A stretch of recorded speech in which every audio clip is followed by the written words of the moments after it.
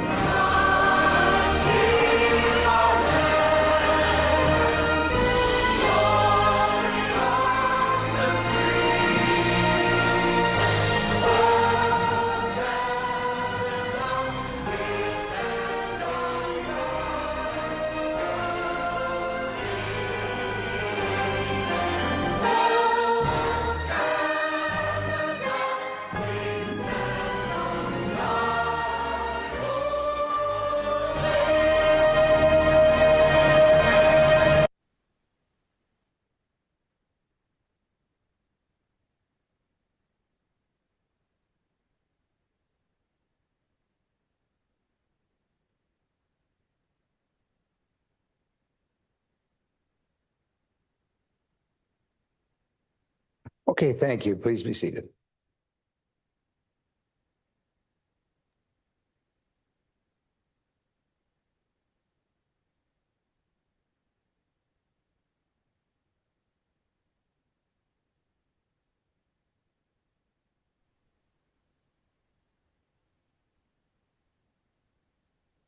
So I guess I'll start with the roll call, Patrick, whenever you're ready. Mr. Clerk. Thank you, Warden Clark. I have all members of council in attendance with one exception this morning.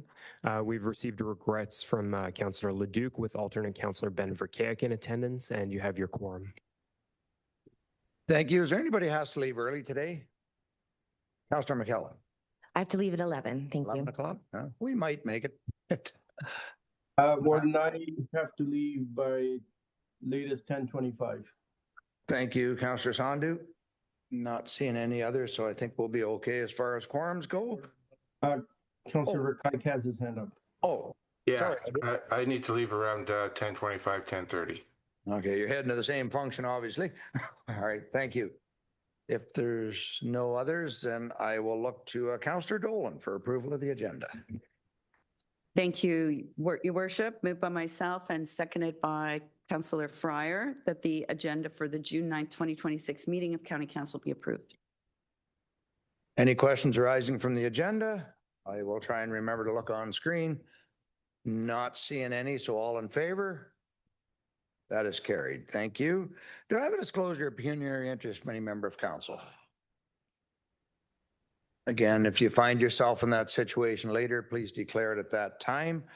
Presentations and delegations, we have none. Consent agenda. Councillor Burkett, please. Thank you. Good morning, Your Worship. Through you, moved by myself, second by Councillor Norcross, that the Council Communications and Proclamations, May the 26th, 2026 to June the 8th, 2026, having given due consideration, be received.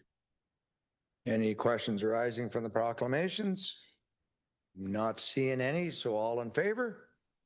That is carried. Thank you. Adoption of council minutes and confirmation of the committee reports. Deputy Warden Coughlin, please. Thank you. Good morning, Your Worship.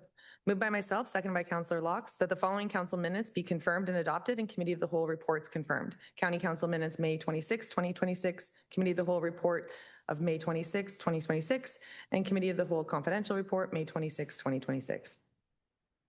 Any questions arising from the minutes?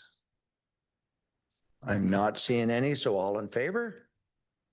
That is carried. Thank you. Presentations and consideration of the Committee of the Whole reports. Chair Evans, please. Thank you, Your Worship, and good morning, Council. This is with regards to performance management for May 26, 2026. Moved by myself and seconded by Councillor Norcross. The resolution is that the performance management recommendations contained within the Committee of the Whole report dated May 26, 2026 be approved, including the confidential item. Thank you, Your Worship. Thank you. Are there any items to be pulled from performance management for further debate? Not seeing any, so all in favor? That is carried. Thank you. Chair Measures, Human Services, please. Good morning, Your Worship. Good morning, members of council. This is the Human Services for May 26, 2026. The resolution is that the Human Services recommendations contained within the Committee of the Whole report dated May 26, 2026 be approved. It'll be moved by myself and seconded by Councillor Brian Smith. Worship. Thank you. Any items to be pulled from Human Services? I'm not seeing any, so all in favor? That is carried. Thank you. We did not have a corporate services, so we will move on to presentations, consideration of special committee reports. I have none. Presentations and considerations of county officers report, and yes, we have one. So I guess before I put the motion on the floor, I will turn it over to GM Wilcox if you have some comments on this. Thank you very much, Your Worship. Sorry about the late report to council. This follows the announcement last Monday announcing the development charge reduction program. It's what it is a combined program for reducing development charges, but also a grant program tied to it, with a bit of the way the grants are going to be assessed is based upon the depth of the development charge reduction and the applicability of those projects that are picked. So what we are going to do, what staff is proposing that we do is there's two components to it. So we have to decide on what kind of DC reduction that we are going to have. And you can see, I gave a lot of detail because some of it you couldn't see until you saw into the application. As part of the application, we do need to reach out to the developer community, and in the provincial application, you need to justify the DC reduction. And specifically, they want to know what will be the most beneficial for the builder community. And they want it based upon stakeholder conversations and discussions, specifically from builders. So we will be asking for written submissions from the build community to understand how we're justifying our reductions. And they want, in fact, what that will mean in terms of new housing that will be brought on due to those reductions. And then the other part of the application is identifying projects for funding, because we will not be receiving DC. So if we reduce it 50%, that's for us, that's about $7,500 per single family home. And then the grant program will grant towards DC related projects. The easiest projects for us to look at is the largest part of our DC is roads and related. So we'll look at the larger roads projects. We do have a number of them that are in play and ready to start. They want shovel-ready projects. They cannot be in process. They also must already have been identified within our DC study. So we are looking at those, and we have substantial projects as far as the county goes, looking at those.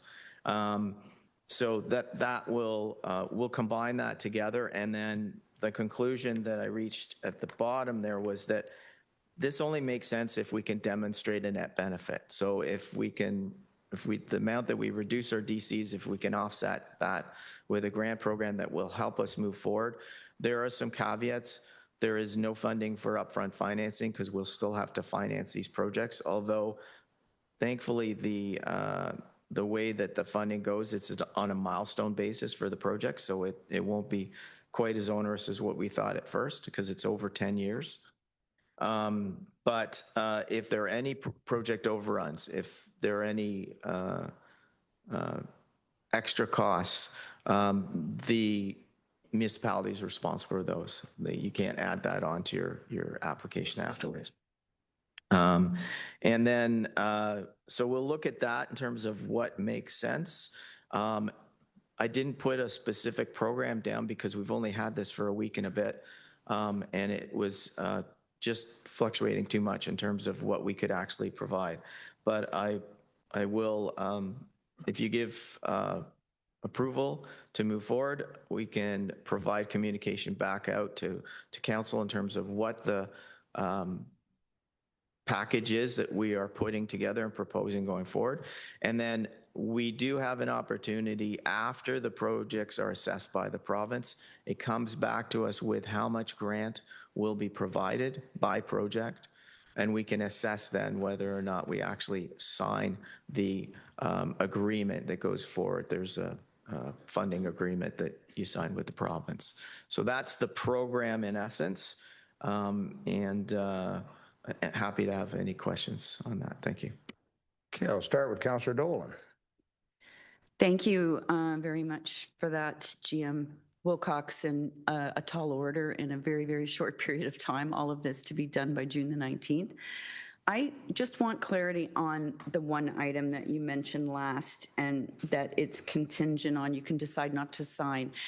Because I believe late last week, the application form came out, which you have to submit. And there was, I think, a phrase at the end saying, like, kind of committing that you'll do the work if you apply.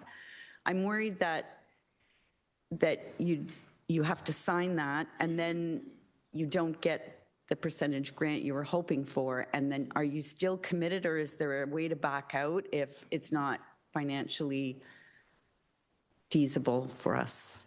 General Manager. Thank you, Your Worship, through you. It is a valid concern. I have had discussions with our legal director, and we feel that it is written, and I've noted it in the report. So a good faith intention to take all necessary actions to fulfill the obligations in the application and enter and abide by a TPA, if approved, for the duration required. So if the TPA is approved and it meets what we, the 90% of the projects as an example, or it significantly covers those, then I think what it refers to is once you've signed that TPA, you have the intention to undertake all of the obligations in that. And you will abide by that TPA. So I think there is going to be pressure for sure if the province comes back and gives a substantial amount. And frankly, if it does cover what we want it to cover, it does make sense to go forward. But I think if they were not providing enough funding coming back, I don't think that that's going to be a problem. There would be some political pressure, I think, to move forward, especially if there is a substantial grant there. But I think, and remember, this is also, they're giving themselves an out because this may be oversubscribed. They may not approve certain projects. They also have stated specifically, because I had a discussion with all of the treasurers on Friday, and I think one of the CAOs had contacted the province, and they're encouraging even greater depth, like it's 30 to 50% reduction or more. And it's kind of a beauty contest where if you've got the most reduction, you're going to be the most incented to provide the grants. So no, legally, I don't believe that we are committed. I don't think that you could actually hold that up. But there is going to be pressure to move forward if you get a substantial grant. Thank you. Okay, Councillor Cox. Just a quick question, and I might have missed it. If you apply for this and you don't get accepted, then you don't reduce your DCs? General Manager, go ahead, Trevor. Thank you, Your Worship, through you. That's correct. That's what I mean. So, and even if you do get accepted, if it's substantially less funding than what you need to to fund your projects, I don't think there's any legal implication for you to enter into the program. Okay, and so thus, when you said the greater the reduction, the better chance, it's up to the municipality to decide how much reduction they want to do. It isn't based on the total cost of the project you're putting in. Okay, thank you. Correct. Councillor Measures. Your worship, I will defer to Councillor Sandhu, who had his hand up earlier. I don't know if you saw it. Sorry. Sorry, Raj, I didn't see your hand. Go ahead, Councillor Sandhu. Thank you, Councillor Measures. And Warden, one of the questions that I wanted to ask was already asked, and I have the answer. Thank you. Okay, Councillor Measures. All right, then. Thank you very much. This is all very interesting material. One of the items that stuck to me was that, as a lower tier municipality, we build reserves for various projects that we're trying to build. We build those reserves based on, taxes and or other inputs that help us build those reserves. So in the upper tier case, I know we also have reserves, and the general manager and his team with the finance look after that very well. So my question is to Mr. Wilcox is whether the province is interested in our reserves for any of our projects, and whether we would be effectively penalized if we applied for something based on a healthy reserve for a project. Does that come into account, or is this just a simple calculation to make it beneficial for the developer who's proposing the project? General Manager, go ahead. Thank you, Your Worship, through you. It's hard to say that this application is simple at all, unfortunately. The answer to the question, though, you can use reserves. The grant coming back for the projects will only cover up to 90%. So you do have to articulate how you're going to fund the 10% that is the requirement of the municipality. That can be funded through reserves. So that's where you would articulate that. You can also articulate other costs that you may be covering because, as an example, soft costs are not included in recoverable costs. So those also have to be covered by the municipality in the project as well. Hopefully that answers your question. Thank you. Okay, Councillor McKellen. Thank you, Warden. A couple of my questions have been answered already, but is there any guarantee or any discussion around these potential DC reductions actually making its way to the home buyer? Go ahead on that one, Trevor. Thank you, through your worship. The short answer is no, because I believe a couple of reasons. Housing prices are economically set. They're set based upon demand. In theory, if there were enough new homes being built, then that would bring down the price.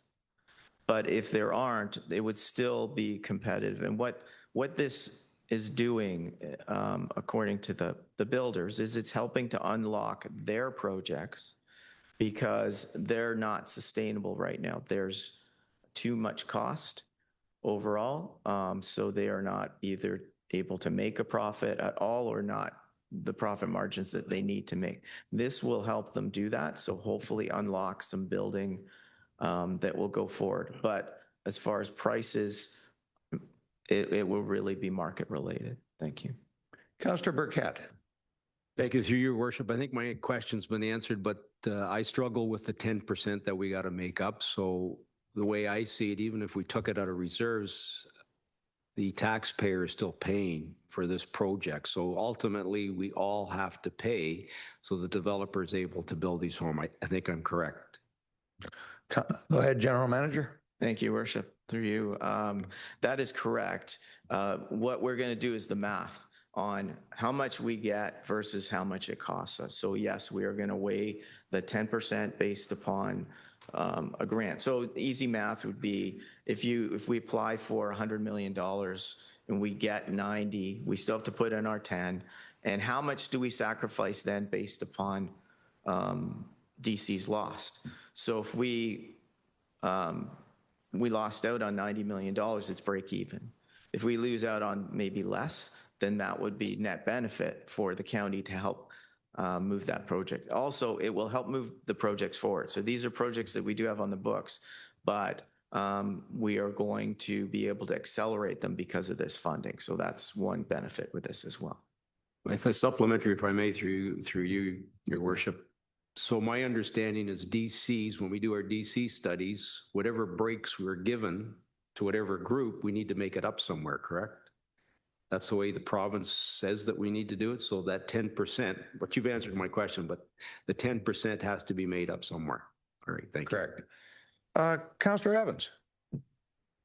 Thank you, Worship, and thank you for the report, albeit just returned from FCM. So I didn't get a chance to read the whole thing, 116 pages of it, but I do have a couple one comment and one question. The first comment, just to pile on with a couple other comments. I'm concerned about the builder benefit transferring through to be a public benefit, and I realize that market price is market price, but will it actually be the spark that gets more homes built? Just reading quickly through the report, it says, it's DC charges, but it does relate to roads, water, wastewater. I just wrote this down, transit, and growth-related infrastructure. So I guess it's not just development charges per se for housing building. It's all the infrastructure that goes along with it. But we have to. My question is, we have to submit our projects by June 19th, which is fine, to cover the next 3 years.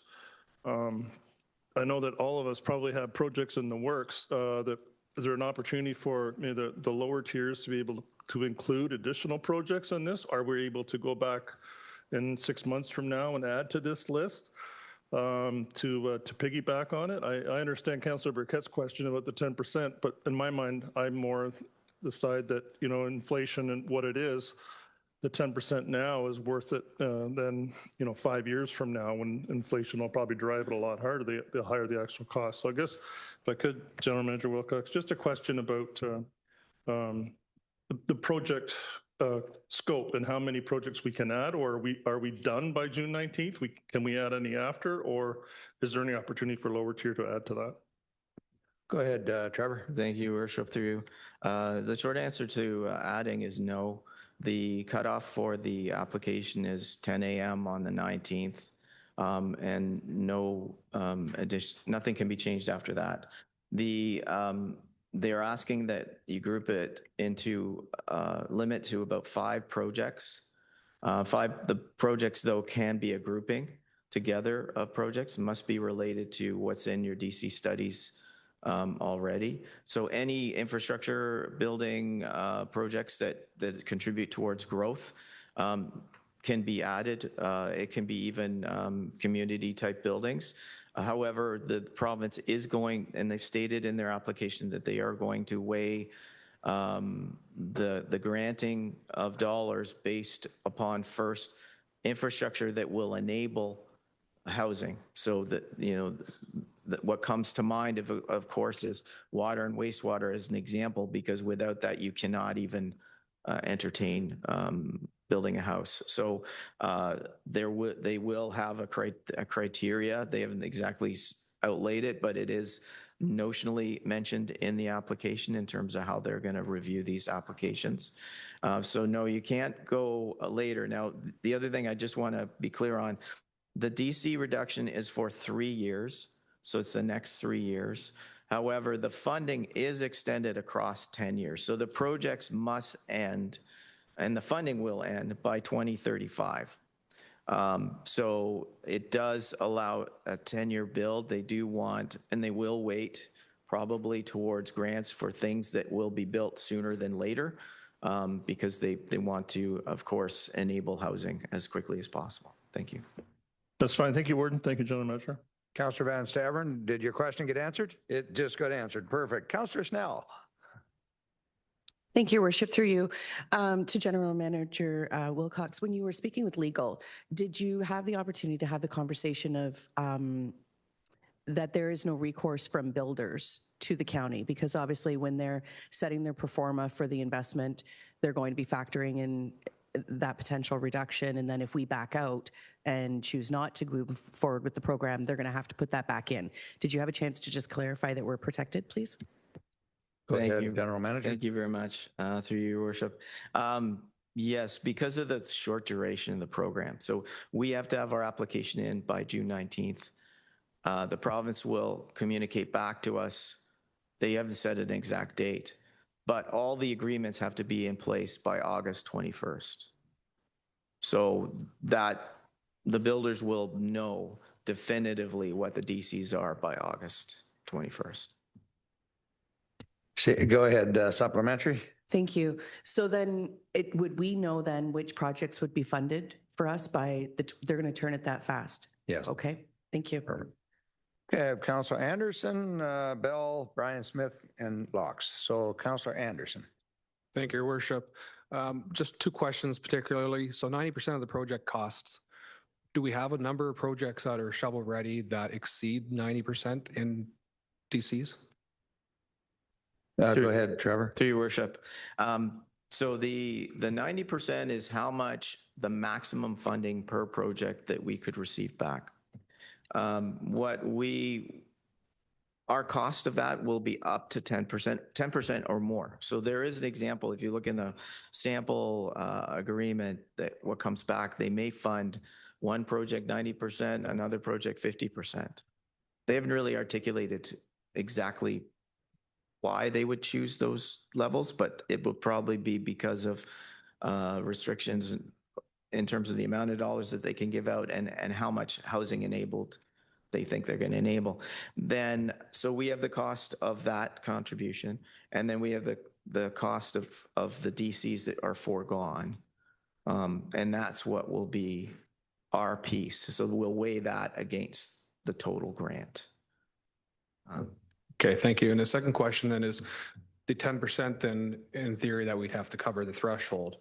We've been collecting those funds in our DCs for those projects because they are in a background study and those are the projects that we will be doing. Can we not use the DCs already collected to fund the remaining share of that project? General Manager. Thank you, through Your Worship. We can, but our DC reserves are very low. We've pretty well tapped them out. There are a couple of them that are negative at this point. So we've been ahead in the curve. So likely not much will be contributed from that. So we will articulate when we look at that where we think we can get. So we can use general reserves. We can use debt financing if we need to. But I don't know if we'll need a lot of that because the good thing is they've articulated that there will be milestone funding. So as we approach the 25% mark, yeah, we're going to put 10% in, but then they're going to start funding those projects along the way. Yeah. Okay. Thank you. Councillor Bell. Thank you, Your Worship. Through you, I guess mainly it's a comment and with a question at the end, Trevor, but I think this is more like an RFP by the province, to be honest with you. It's actually putting it out. We're competing against all the other municipalities and counties out there, right? So it's about who's going to put their best foot forward the quickest. They want it done quickly. Have you had any sense of feeling from other counties or municipalities or regions what they're doing? Go ahead, Trevor.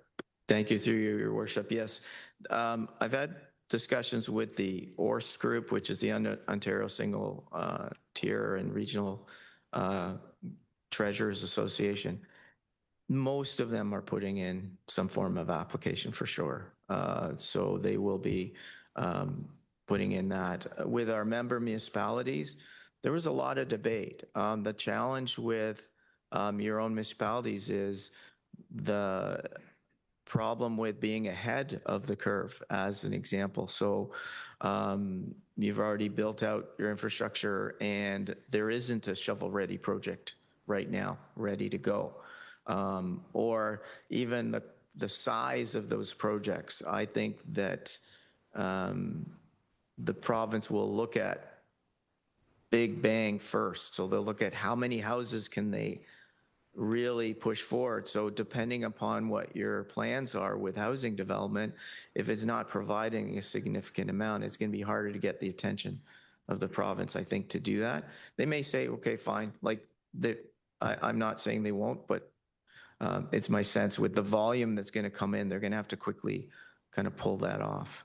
And they will have a limit. They have an $8.8 billion. Depending upon what the nature of the projects, if there's some large infrastructure projects related to water and wastewater, that can be eaten up fairly quickly. Could I have a follow-up? Follow-up, go ahead. Thank you very much. Through your worship, what are the downfall if we don't apply? Will this be held against us, or do you feel it could be held against us if we don't apply? Go ahead, Trevor. Your worship, yes. In a short answer, absolutely. It was a program that was put in place because there was a request for us to help shoulder the responsibility of infrastructure. But unfortunately, they've complicated it a lot tying it together with this program, the way it's all together. So it's unfortunately a very complicated and very short runway to get into this. But I believe that it is something that, especially the larger municipalities, the regions, if you don't apply, there is a risk later on, frankly, of the province coming in and just telling you to reduce DCs. Thank you. Perfect. Councillor Brian Smith. Thank you very much, Your Worship, and through you to Trevor. First a comment, I guess, and then a question for clarity. So, this is, first of all, I commend the Ford government for attempting to, build more homes faster. We desperately need to do this. We need a lot more homes. Having said that, I look at this program and say this program is geared to large cities and regions. It is not in any way, shape, or form geared to small town Ontario. And $8.8 billion is not a lot of money these days when it comes to infrastructure, especially. And large cities who have hundreds of millions of dollars sitting in their reserves from DCs and have, very large shovel-ready projects at the ready on any given day are going to chew up the vast, vast majority of this. And I do believe I read that there may be another program coming out in the not too distant future for more rural municipalities. So out of 444 municipalities in this province, I would say that this program is probably geared to about 30 of them. Because small town Ontario, and including some upper tier, as you just indicated, Trevor, our DCs are already depleted. And so it makes it difficult for many municipalities to even come up with 10% of a $25 million project, for example. And a $25 million project gets you redoing a road for about 6 kilometers. It's not much. And so the question I have for clarity is that, what I'm hearing is that if you decide to reduce your fees and you apply and you're not successful, you can then change your mind and put your DCs back. And that is not clear to me as I read through this. And so I'd like to have some clarity on that, because my concern is many of us may decide to reduce our DCs and announce that, obviously, and make the application. The application may or may not be accepted. You might get 90%, you might get 50%, you might get 30%. We don't know that yet. And again, what's important for most people to note is that, you're only eligible to apply for a dollar amount, basically, that is contingent upon the DCs that you are losing. So Wasaga Beach, for example, we average about 250 new homes a year. In the last couple of years, that's down because of the markets, but for a small town, that's significant. We were once the fastest growing community in the country, and we're still in that top 3 or 4 on a broad spectrum. But if we reduce these for 3 years and you're only building 75 or 100 homes a year, and your DCs are 50 grand a house, 90% of that might get you some benches and some parks. But it's not going to get you any major infrastructure, that's for darn sure. And so that 10%, if you apply, may very well become 50% that you're expected to make up. And so it's quite convoluted. It's a lot of work for the province to do here in a couple of months. And it's why I believe that, the large cities are going to chew this up pretty darn quick. So if you could just clarify for me, if you can, Trevor, you decide to reduce your DCs, you don't get any funding, you can then reverse that? Trevor. Through your worship, thank you. A lot to unpack there, Councillor, but to your last point, you don't actually implement a DC reduction until the third-party agreement is in place. So the TPA, that agreement wouldn't happen until August, but you do have to backdate it to March 30th. So you would provide the DC reduction to any development, any building permits that were issued prior to that. So it's not reversing. You just would not implement the proposal that's in your application if the application is not accepted or if the terms are not sufficient to be beneficial for the municipality. Does that answer that part? And I'd like to just speak to the other parts. It does, thank you. So then it takes me back, if I may, Your Worship, it then takes me back to Councillor Bell's point. You know, you make an application, it's not suitable and you say no. What does that mean down the road for you and your municipality? Thank you, Your Worship. Thank you. I have Councillor Laux and then Verkijk online. So go ahead, Councillor Laux. Thank you, through your worship. I only have one issue basically with this and your conclusion and the participation could get this, could get that.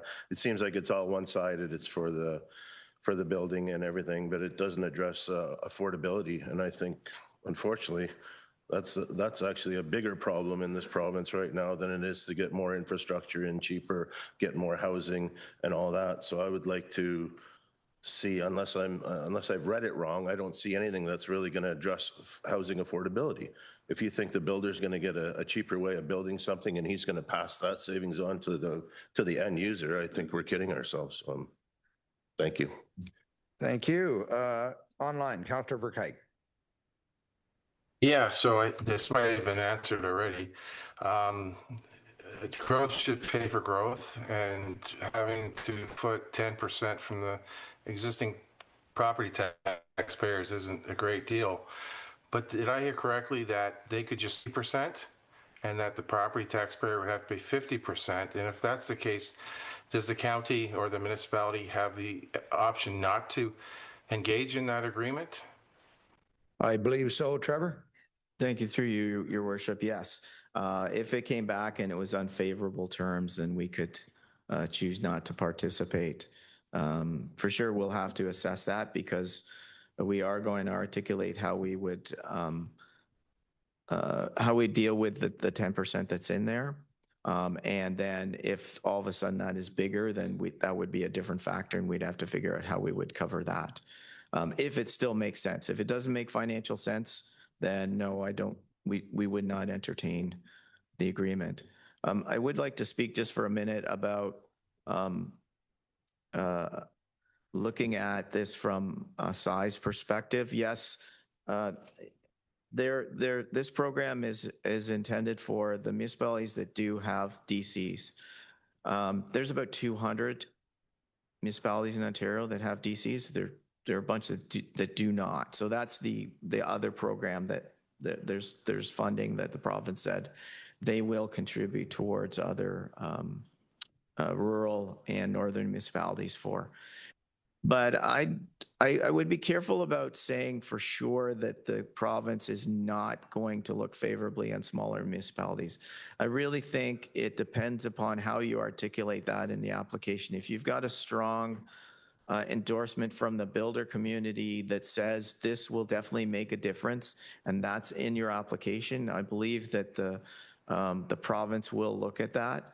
The challenge is, on the other hand, to your point, if you already have low DCs, taking them down farther is not going to make a big difference. So we're almost getting penalized for having low DCs. And that's the way I feel with the county. We've kept DCs at a reasonable rate.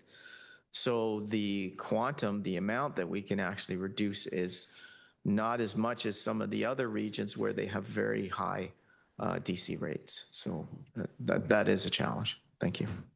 Okay, Councillor Dolan.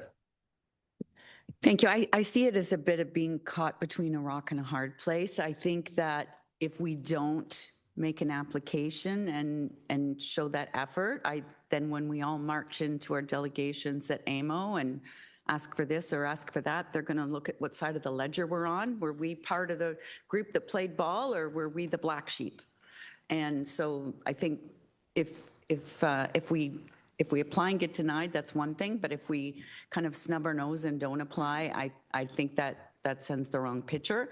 I would love to send an application back with it. Say, if we enable housing, will you do your responsibility and build the schools and the hospitals that have to go along with that housing? Tongue in cheek, but I think this is the responsible thing to do, is to make the applications, do the math, and then see where we end up. Thank you. Well said, Councillor. That took the words out of my mouth, as they say. Councillor Cox, did you have a quick follow-up, and then we'll read the motion? My question is, and I agree with Councillor Doon, maybe I've missed something here, but if we do a project and we reduce our DCs, we do get the project. So let's just say it's for water and sewer, a sewer plant, and we get that, and we reduce our DCs. Does the average person or small contractor also get that benefit of a reduced DC, or is this just for the big boys? It'd be across the board residential. I live in a municipality where many people build their own homes, or there's small contractors, and 2 or 3 of them. Will they get the same reduced DC then? It will go to everyone. It will be fair. I just want to clarify that if anybody's listening, because it does almost sound like it's for the developers. And I know there's people who build their own homes lots of times, and they take time, and they may not be as quick, but I just want to make sure they're going to benefit. Go ahead, Trevor. Thank you, through your worship. Yes, it's an across-the-board DC reduction that we have to commit to. Yes, thank you. Okay, I'll read the motion that item CO 2026-193 dated June 9th, 2026 regarding the development charge reduction program be received, and that staff proceed with the submission of the development charge reduction program application, and that the county council in principle support a reduction of the residential development charges rates by 30 to 50% or more from March 30th, 2026 levels, and that these reductions apply across all residential development types and geographic areas and are maintained for a period of 3 years. Could I have a mover and a seconder? Moved by Councillor Fryer, second by Councillor Fowler. Any other comments? All in favor? Opposed? Okay, that was carried. Thank you. So notions of which motions have been given, I have none, and I have no notice of motion and no closed session. Consideration of bylaws. Councillor Norcross, please. I caught you, sir. Good morning, Your Worship. Through you, and moved by myself and seconded by Councillor Burkett, that bylaw number 7186-26 and 7187-26 be enacted as bylaws of the County of Simcoe. Thank you, Your Worship. Any questions on the bylaws? Not seeing any. All in favor?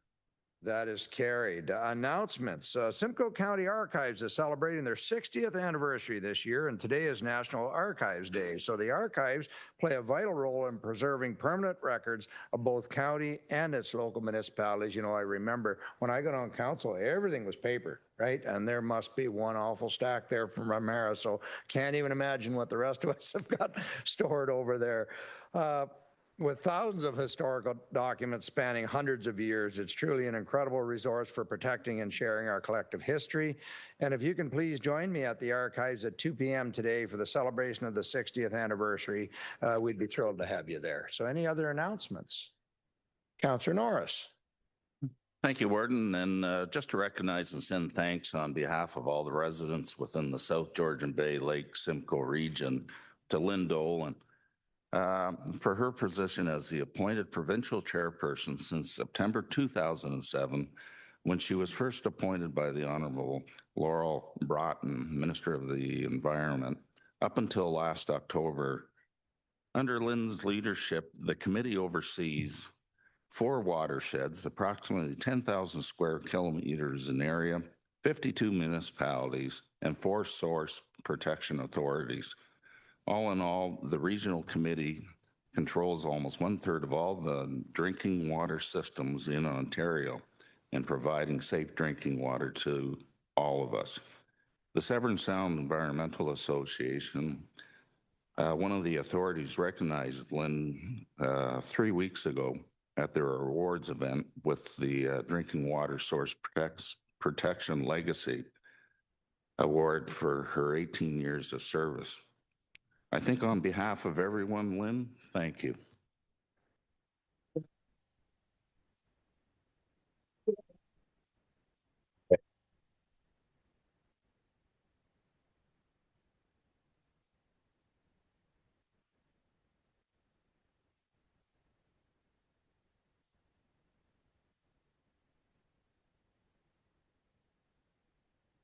Long, does it?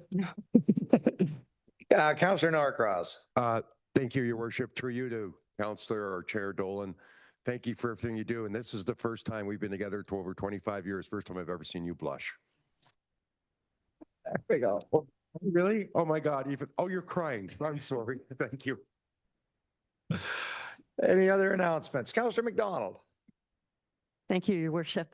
On behalf of VESA Council, I'd just like to say thank you so much for the County of Simcoe golf team that came out, Warden Clark and Councillors Norris, Bell, and Walker. And we had great weather, great time, and we did a great success for our recipients, which were Stevens Memorial Hospital, the Matthews House Hospice, and also Royal Victoria Hospital Foundation. So thank you so much for making it a great success. Thank you. Boy, they appreciate every penny too. They were so glad. It was a beautiful day. It really was. Councillor Gordon. Thank you. We're only days away from the sweetest day of the year. This Saturday, June 13th, Ontario's Best Butter Tart Festival by Chapman's. And apparently Chapman's is launching yet another butter tart flavored ice cream at this festival. So we hope that all folks will join us on that beautiful Saturday. It looks like it's a sun and cloud mix that day. There's a slight chance of rain, but that's, it's mostly sunny in the forecast. And there are hundreds of thousands of butter tarts up for grabs. And of course, the judging contest, all kinds of vendors, and we expect 60 to 80,000 people into Midland. So there are free shuttles. So you don't have to try and fight to get parking downtown. And we look forward to hosting you again at one of the top 100 Ontario festivals. So everybody start their fast tonight so that you're ready for the butter tarts on Saturday. Any other announcements? I'm not seeing any, so I will go to the confirmatory bylaw. Councillor Norcross. Thank you, Your Worship. That bylaw number 7188-26 be enacted as a bylaw of the County of Simcoe, moved by myself and seconded by Chair Evans, please.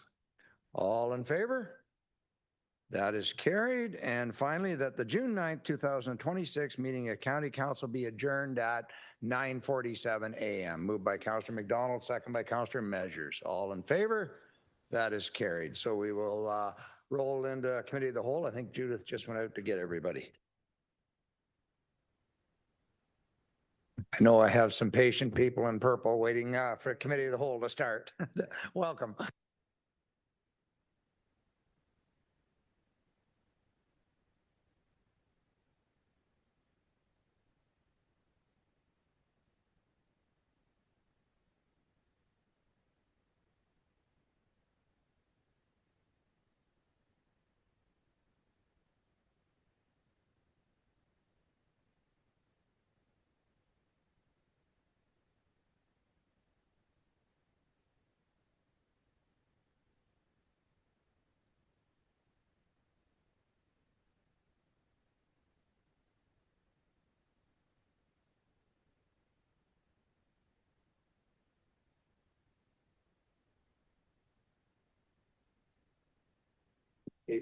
Okay.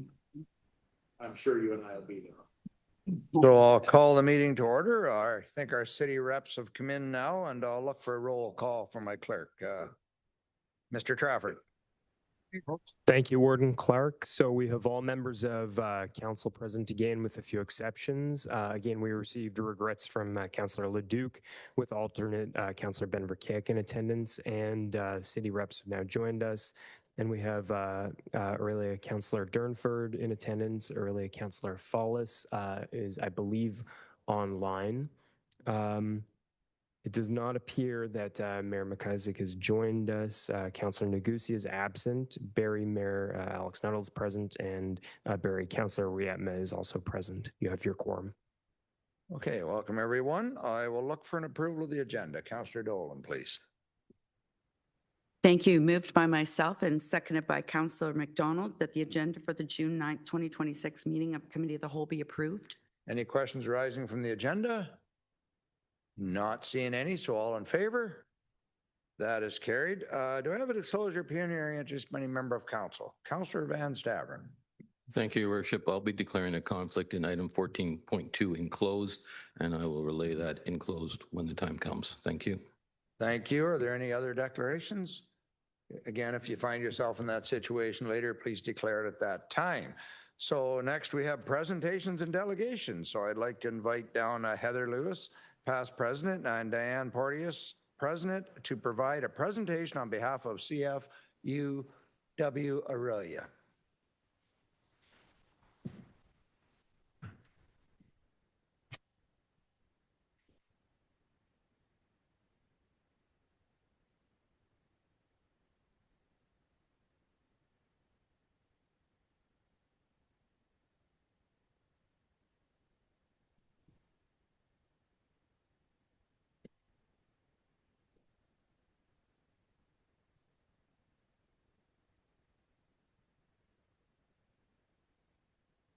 And welcome, and I apologize, I forgot my purple tie today. So. Your purple. Well, yeah, I got away with it. Okay, yeah, Diane's gonna. So whenever you're ready.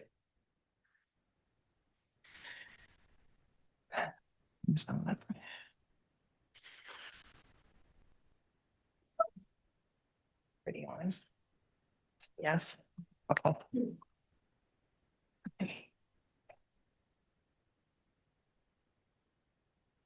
Good morning, Warden Clark and members of council. Thank you for agreeing to hear our delegation today on intimate partner violence and why it needs to be declared an epidemic.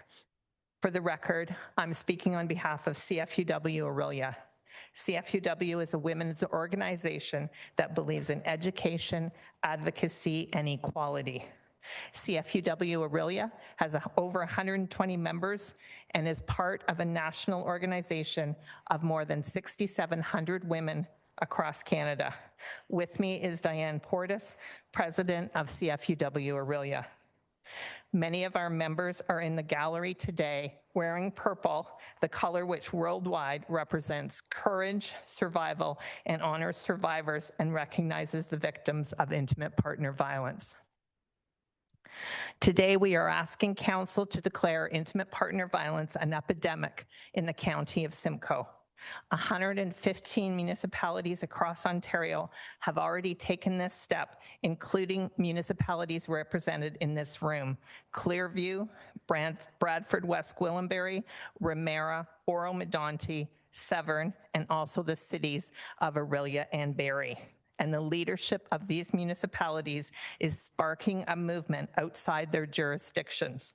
Ramera sent a communication about their declaration to all Ontario municipalities, and in a letter of support back, Durrell Dummer announced that they were declaring IPV an epidemic. This is an important example of the power of your voices.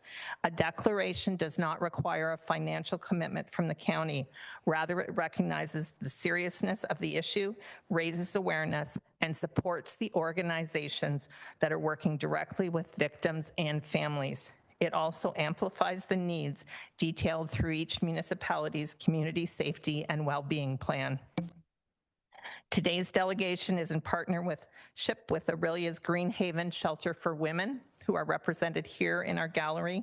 We are also grateful for the support of North Simcoe Victim Services, Beeman Ozogan Regional Aboriginal Women's Circle, Ontario Association of Interval and Transition Houses, the Lighthouse, Simcoe Area Women's Institute, CFUW Barrie, Women and Children's Shelter of Barrie, Alliston's My Sister's Place, Collingwood's My Friend's House, and Huronia Transition Homes in Midland. To understand why this declaration matters, it's important to briefly look at the broader context of violence against women in Canada. December 6, 1989 remains one of the most tragic events in Canadian history. 14 women were murdered at Montreal's École Polytechnique simply because they were women. This event forced Canada to confront the reality of violence against women and led to the creation in '91 of the National Day of Remembrance and Action on Violence Against Women. While this tragedy occurred decades ago, violence against women continues today, even in our own communities.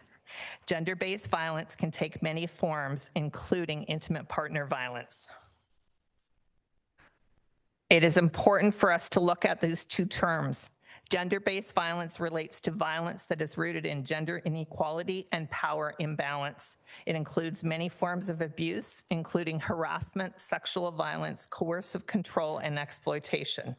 One of the most common forms of gender-based violence is intimate partner violence, IPV. It can occur in both opposite sex and same-sex relationships. It's not gender neutral, but most victims are female, and 91% of the perpetrators are men. A particularly dangerous form of intimate partner violence is coercive control, which involves patterns of intimidation and manipulation used to control a partner using threats to pets and children. Research consistently shows that coercive control is one of the strongest predictors of femicide. Let's now look at some startling statistics. And I would say that all our stats are fully supported by research, and the very last slide in your deck is a full bibliography.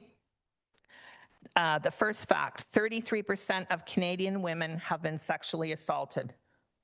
Just to do the math, that equals 4.7 million women. And the numbers just go up from there. 44% have experienced IPV. That's higher again for Indigenous women and higher again for those who are gender diverse. For women who live in rural communities, like much of Simcoe County, leaving an abusive relationship can be very difficult. Isolation, limited transportation, lack of childcare, housing shortages, all create barriers to safety. There is also the challenge that everyone knows one another, which can make reporting abuse very, very difficult. In 2015, 3 women in Ontario's Renfrew County were murdered by a former partner. In 2022, the CCW inquest, as it was titled after the initials of the last names of the victims, was hailed by experts as a gift of solutions, producing 86 recommendations to improve responses to intimate partner violence. You may have also heard of this, called the Renfrew County Inquest. The first recommendation was that the Government of Ontario should formally declare IPV an epidemic. Although the province has not yet taken that step, municipalities across Ontario have begun to act. In rejecting to call out IPV as an epidemic, the Ontario government says epidemic refers only to an infectious disease.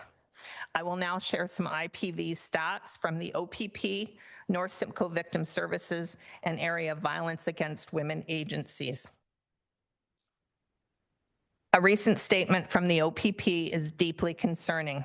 In 2024, there was an 18% increase in intimate partner violence victims compared to the previous year. The OPP has introduced the role of detachment abuse issues investigators who confirm that IPV rates in our region exceed the provincial average. It's very hard to get stats for this local area because it's grouped within a mental health statistic alongside suicides, hoarding, and crisis calls, masking its true scope. It's also estimated that 80% of those experiencing IPV do not report it to the police due to beliefs that it's a private matter, it's not serious enough, fear of stigma and shame, and lack of trust in the justice system. North Simcoe Victim Services provides support to victims of crime and traumatic events through Ermera, Oro-Medonte, Severn, and Orillia. Their stats show that calls related to intimate partner violence increased 64% in just 2 years, from 2023 to 2025. And as already stated, 4 out of 5 victims do not report IPV, meaning the true number is higher. Simcoe Victim Services which is based out of Barrie, and that provides support for the rest of Simcoe County, states that IPV is consistently the highest number of calls that they field each year. As noted, so this slide here is about the 5 violence against women agencies that are in Simcoe County. So I've combined the number together. If you look at the first statistic, 12,870 crisis calls from women in Simcoe County. The bottom number, you'll notice I put a star beside it because that is the total for only 3 agencies that currently track that statistic. And moving forward, the other 2 are going to be collecting data for that next year. So for only 3 agencies, the referral of 1,039 women seeking shelter, and they had to be referred to another agency because there was no room. Moving to a shelter in another community places additional stress on women who are already in crisis. Coming from Orillia, I am most familiar with Greenhaven Shelter for Women, which serves Orillia and our area. Last year alone, they received more than 1,000 crisis calls for a small area within the larger county of Simcoe. Greenhaven has only 14 beds, stays often last 6 to 8 weeks or longer due to the housing crisis. These numbers illustrate the growing demand for services. The Canadian federal government's acknowledgement of IPV as an epidemic follows calls to treat IPV as a widespread, non-communicable crisis requiring urgent society-wide action. AMO's declaration states that municipal governments are key partners in responding to issues of intimate partner violence, gender-based violence, and violence against Indigenous women. This map, which is part of an organization out of Western University called Building a Bigger Wave, shows those communities and municipalities which have declared IPV an epidemic.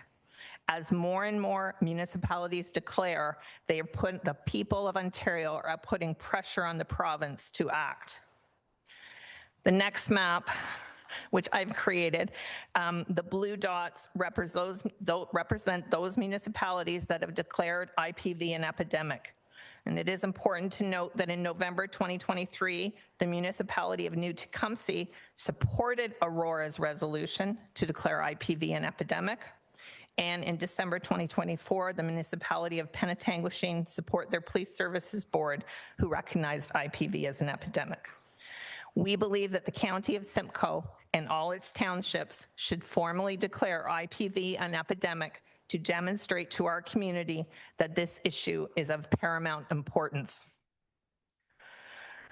The statistics tell the story. For every femicide on the list, there are countless more survivors who are not safe in their homes, not safe in their jobs, or in their communities. Declarations send a strong message emphasizing the need to move IPV into the area of public health, which would secure resource allocation and sustainable funding for the organizations that support victims, survivors, and their families. By making a declaration, the County of Simcoe can join the growing number of municipalities and regions in demanding action from all levels of government to address this epidemic. With this declaration, you would be joining advocates and 115 other municipalities from across the province. The concept is meant to shine a light on the issue and drive governments to action. In the words of Barack Executive Director Candace Hawk, by supporting this initiative, it would demonstrate to victims that community leaders recognize this epidemic and are aiming to reduce the stigma associated with victims leaving violent relationships. A declaration as such would make significant steps in raising awareness of the ongoing need for resources and supports to be made available in the community.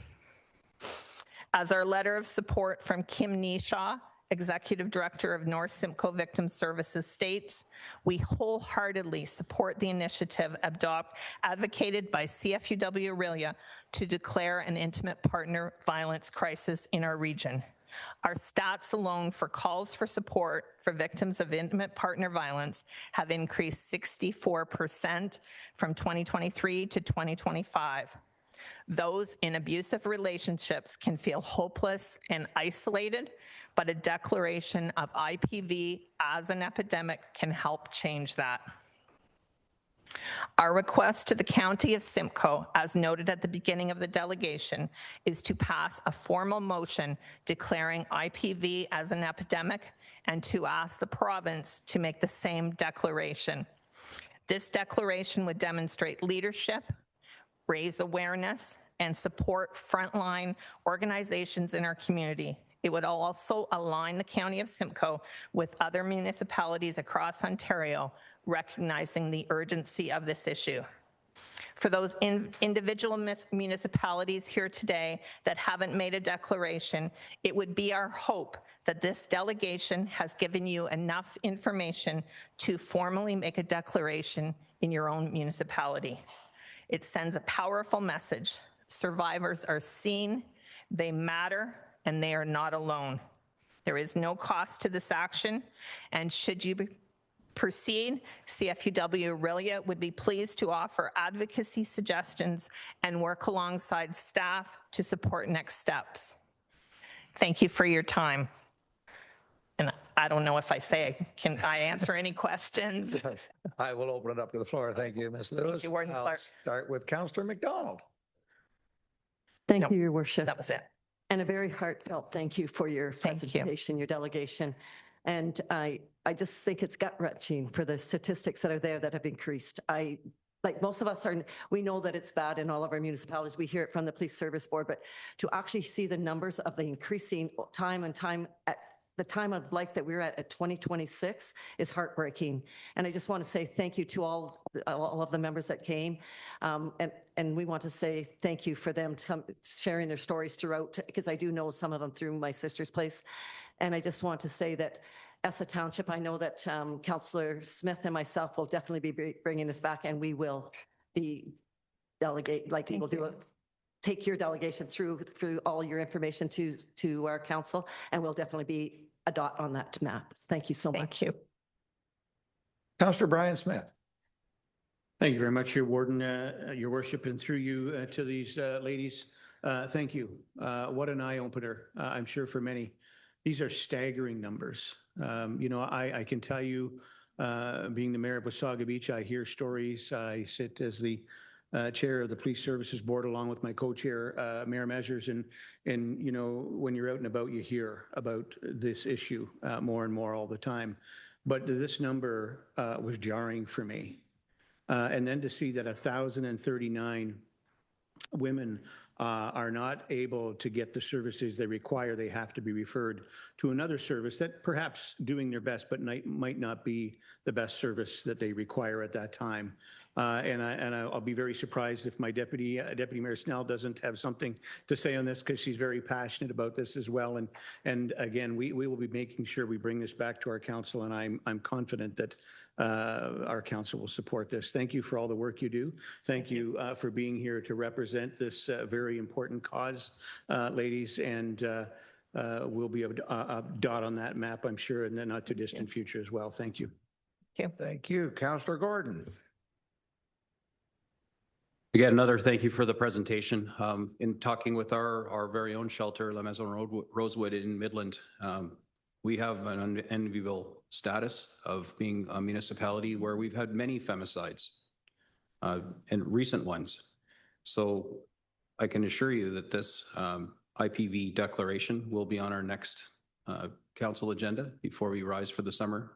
And I fully expect council to endorse it. It's been a request of the Rosewood team for some time, and the objective was to get it done before the end of our term, but there's no reason why not to have it on our next agenda. So we'll be discussing this in Midland later this month. Thank you. Thank you. Councillor Hamlin. Thank you, Warden. Thank you for bringing this to our attention. The numbers are awful. I also will be bringing this forward to our council, and I know there will be support. I also wanted to mention about a year ago at our OPP Detachment Board meeting, we had stats given to us for assaults in the detachment. And I asked about whether this could be broken down for intimate partner violence and was said, no, the OPP form doesn't allow for that. And of course, I had a few words. But now I noticed the form does, right? Okay. The last reporting. And so I just wanted to say what you do, it matters. Like these things are hitting the consciousness of everyone. And let's hope we can get the numbers down. So thank you. Thank you. If I can just make a comment. So for any of you that are sitting on a police board, if you can just follow through and double check that your form also has IPV, because when I met, it was a year ago now with the detachment abuse issues investigators, they're the ones that told me that IPV is grouped under that larger mental health. I couldn't get a statistic for this. Well, I was trying for the Aurelia region and I couldn't get a statistic. But even knowing that 18% across Ontario, like the increase of 18%. But for the people that are on a police board, if you can just double check that they're using that. Thank you. Okay, I'll go online to Councillor Sandhu. Where do I see him there? Okay. He's muted. Oh, you're muted there, Raj. Good to know that. There you go. Thank you. I want to thank the delegation for the presentation today. As others said, it is eye-opening. A father of myself, father of 2 daughters. This hits the heart. And I'm proud of our council that we passed the resolution earlier on, and I'm equally proud of this group for advocating and bringing these numbers and the presentation to county and the others. We need to do more. There's no questions about it. When you talked about earlier about the police boards, I'm going to check. Our mayor sits on the police services board. I'm going to check if we record those stats as IPV or they are bulked in something else, or like you said, mental health. It'd be a good data to have. And I just wanted to say thank you and I appreciate you doing this. Thank you. Okay, I'll jump right to you, Councillor Dolan, because I think you had an answer for that. I did, Councillor Sandhu. I can tell you that I pulled that up actually while you were talking, and South Simcoe Police does record IPVs separately than other sexual assaults, and there were 33 in April of 2026, down from 47 in 25 and 44 in 23. So in our municipality, anyway, while I say they're trending in the right direction, that's still over 1 a day in our 2, in either Bradford or Innisfil. So that's significant. Thank you for checking. Okay, thank you. Councillor Rawson, please. Thank you, Worship. Thank you, Heather and Diane, for your presentation today. Our Council and Police Service Board, prior to the CSPA, did pass this resolution 2024, Town of Pensacola. And this year, we've actually applied to AMO to delegate this. So if any other municipalities will be at AMO want to delegate to the Attorney General with us, we'd welcome. I think we need to be loud. I think we need to make this a priority, and we will be delegating. Again, we welcome AMO want to participate with us. Thank you. Thank you. Thank you. Councillor Cox. Yeah, at the Police Services Board, the Kuchiching, when I spoke to Inspector Landon, and these IPV numbers were in our stats. And as Heather said, they blended them. And now they're going back to try to get them to pull them apart because of all this, your work. They are. And so I just want to thank you again for doing this and for you all putting yourselves out for this. And if you're going to see the Attorney General, Severin will be glad to come along with you. Thank you. Thank you. Okay, is there any other comments? Councillor Snell. Thank you, Warden. Through you, I think when we look at the number of over 1,000 women being turned away and referred to other services, you look at the issue of the shelters themselves and their inability to move the women through the process, even though they may have been re-equipped to re-enter back into the world, in a sense. There is the housing issue. And so that creates this block, which then doesn't allow more to flow in and for the services to really be delivered. Councillor Fryer and myself were having good conversation with GM Faiz Baguette in terms of how the county and our affordable housing piece could be connected with the shelters a little bit better. So as a supportive transition to stable housing for those coming out of the shelter. GM Fayez-Baguette, could you provide an update for council just so that they understand some of that great work that's being done in the background? Thank you. General Manager, go ahead. Through you, Warden, and thank you for the question, Councillor Snell. Thank you for the presentation. Yeah, in March of this year, we were working through MPP Saunderson's office, who the MPP was gracious to convene a meeting with the 5 VAW funded, provincially funded service providers here to begin to discuss that alignment of both the outflow, like how do we get people housed. If you're eligible based on your income, there is a special priority that's provincially supersedes all priority for community housing. But even with that priority, the wait times, because of the vacancy rates happening in community housing, are very, very low. That wait time now exceeds probably a year and a half. I see some nods up there, yeah. So that's 1-2 years I see. So that's still a priority. That means basically whoever's receiving housing outcomes in our community housing here at the County of Simcoe across all of the region are probably SPP clients right now. So, but again, it's not doing what it needs to do in terms of move more people, as there's not enough supply of empty units. So the conversation we're looking into is 2 things. One, how do we better align and make sure people are supported through that process? And how do we prioritize within our own market units and our non-waitlist units in a way that makes sense? The second conversation is on our shelter side, is how do we align our shelter systems? Traditionally, pre-pandemic, I think the systems were very far apart. And I think post-pandemic, you're seeing the systems all feeling that same pressure. So we probably want to start to map out our common clients that often end up referred into our systems from the 1,000 or so that don't have space in their systems, and seeing how we can support both systems clientele in the same way. So I think the next round of meetings are being scheduled. And I know like the alignment component is key, as these are 2 separately funded systems provincially and often don't share data. But understanding our common client would be the first step. While we do fund certain beds in some of these VAWs, it's not consistent. So that alignment is critical. So that's what we're kind of focused on right now. And no, can I? Yes, go ahead. I would just mention that the executive director, Krista, can you just wave from Greenhaven, is here. And although it wasn't part of this delegation, she's already talking about getting the 5 agencies together to make a delegation to this group. But yes. Okay. Any other questions? And we'll go to Councillor Cox for a motion. Yes, I think I sent it to Patrick, but I would like to add to that this motion go to the Premier of Ontario, all the MPPs and all the municipalities in Ontario, because I know that every municipality here will do it singularly. And I want that province, the whole province, dotted so it's full. Thank you. Councillor Norcross. Thank you. No, just when the opportunity presents itself, I'd like to second that. Thank you, Councillor Cox.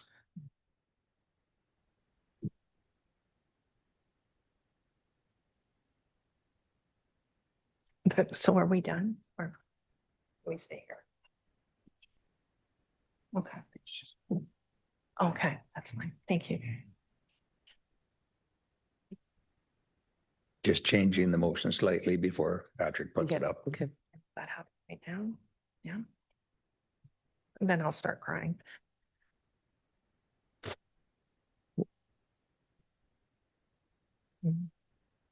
So I will take the opportunity to thank you, Diane and Heather, for your presentation and all the hard work you do. And to the folks in the purple up here, thank you for all the hard work you do for those so many women that are in need. So thank you.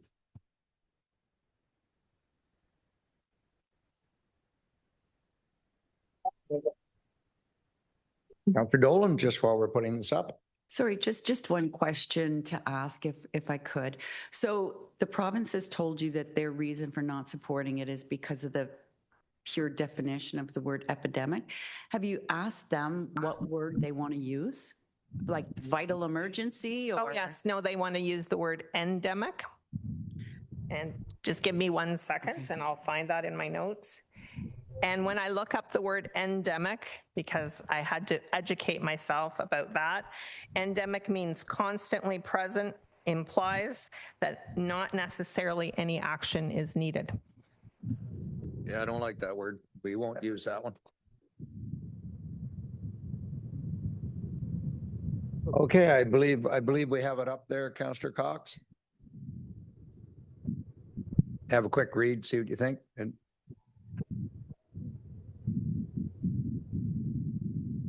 oh wow. Maybe Patrick, can you?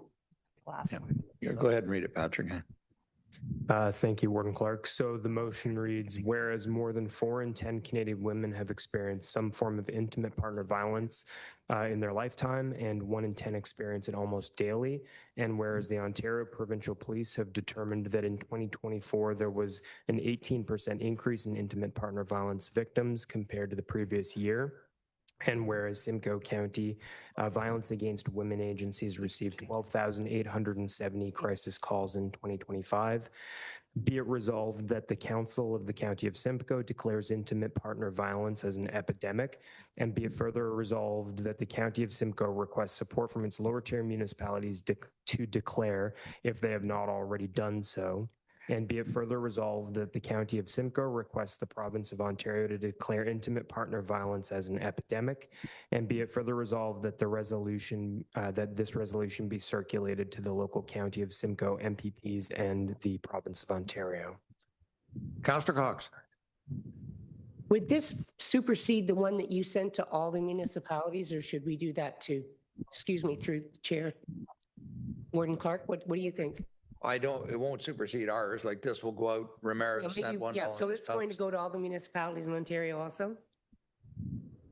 We can certainly add that in. If you'd like this to go to all municipalities in Ontario, that can be added. All right. Please, thank you.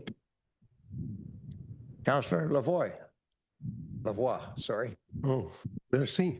Thank you very much, Your Worship. I did hear that Councillor Cox recommended the inclusion of the Premier.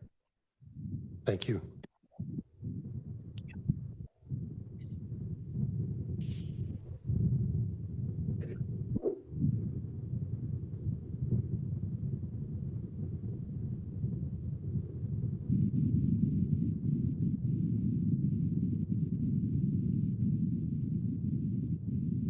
Looks like we have it there now.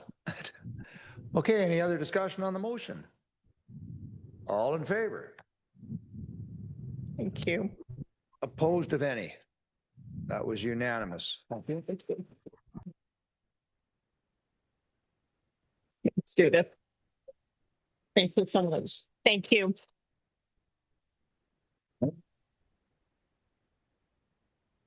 And I believe, Councillor Fryer, you have a motion you want to bring forward as well? Yes, thank you, Warden Clark. And if the acting clerk could bring in the motion up, and I appreciate the coordination by Clerk McGill and Deputy Clerk last week.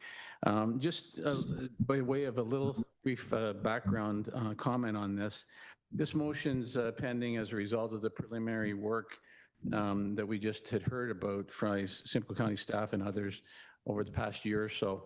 And it's more than timely today in regards to our unanimous recognition of the IPV epidemic situation. Members will recall in 2025, Councillor Leduc received from this House unanimous support for Bradford's request to the province in regards to enhanced assistance for our vital women's shelters. After Councillor Snell and I had a chance to discuss with staff moving this initiative forward, it has progressed to this point where a formal motion is required, and as noted, to refer and get a report from staff. We heard from General Manager in regards to the work that's been going on and mention of the coordination with MPP Saunderson's office. And that involved coordinating data getting into the MPP's hands, because we just heard about the problem with data. It gets disseminated, and actual data is being flowed into the MPP for him to take forward. So today is just, the goal is to ask staff to provide a report and do it in conjunction with budget coming in August. And then that way it can explore the options that would be available to move forward with assistance in some way. And I believe Councillor Snell, you were going to second that motion, were you not? So moved by Councillor Fryer, second by Councillor Snell. Maybe I'll get you to read it, Patrick. It's a little small for me.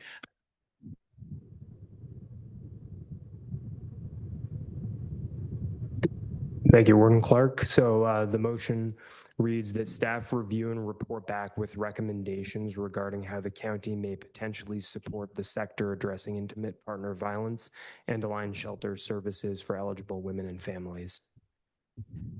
Sure. Any other comments on the motion? All in favor? Opposed of any? That was unanimous as well. Thank you. With that, I will do performance management because I think you have a quick video and then maybe we'll take a break because Human Services looks like a heavy agenda. So I'll turn it over to Chair Evans. Thank you, Worship. Yeah, thank you very much. We do have a video update with regards to Simcoe County Archives 60th anniversary you mentioned earlier today. And on that, I will pass it along to Patrick Trafford. Patrick is our Deputy Clerk, and he will introduce this 60th anniversary update video. Thank you. Thank you very much, Chair Evans. So on behalf of our clerk, Jonathan, as noted during the announcements previously, the Archives is celebrating its 60th anniversary, and today is National Archives Day. We would be very pleased for members of council to join us at the Archives today at 2 p.m. for the celebration. We have a great video prepared by the county's communications department here, which highlights and promotes the excellent work that the county archives does. 60 years of service to the residents and municipalities across Simcoe County is a very significant milestone, and it demonstrates the longstanding importance of the preservation work that the county archives is responsible for. Today with us also, we have our county archivist, Matthew Fell. So Matthew, I just wanted to see if you had any words you'd like to say as well. Sure. If, as I believe, the Simcoe County Archives ranks among the preeminent archives in Ontario, it is due in large part to your support. For that, I thank you. I hope the next 60 years are as successful as the last, and I hope you enjoy this video. Established in 1966, the Simcoe County Archives has preserved decades of records that document and define our communities. Did you know the Archives houses over 3.5 kilometers of historical records, capturing the people, places, and moments that shaped Simcoe County?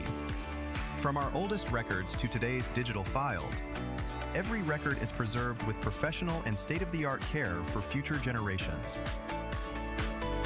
Exploring family roots, doing academic research, or simply curious about local history, our team helps you uncover the information you're searching for. We look after the County of Simcoe's permanent and archival records, preserving the history of how our communities have grown and the decisions that have shaped the region over time. We also safeguard the records of the county's lower-tier municipalities, supporting access to local history at every level. Together with donations from the community, these records help paint a fuller picture of Simcoe County's past. Simcoe County Archives, preserving 5 centuries of history. Book your visit today at simcoe.ca/archives.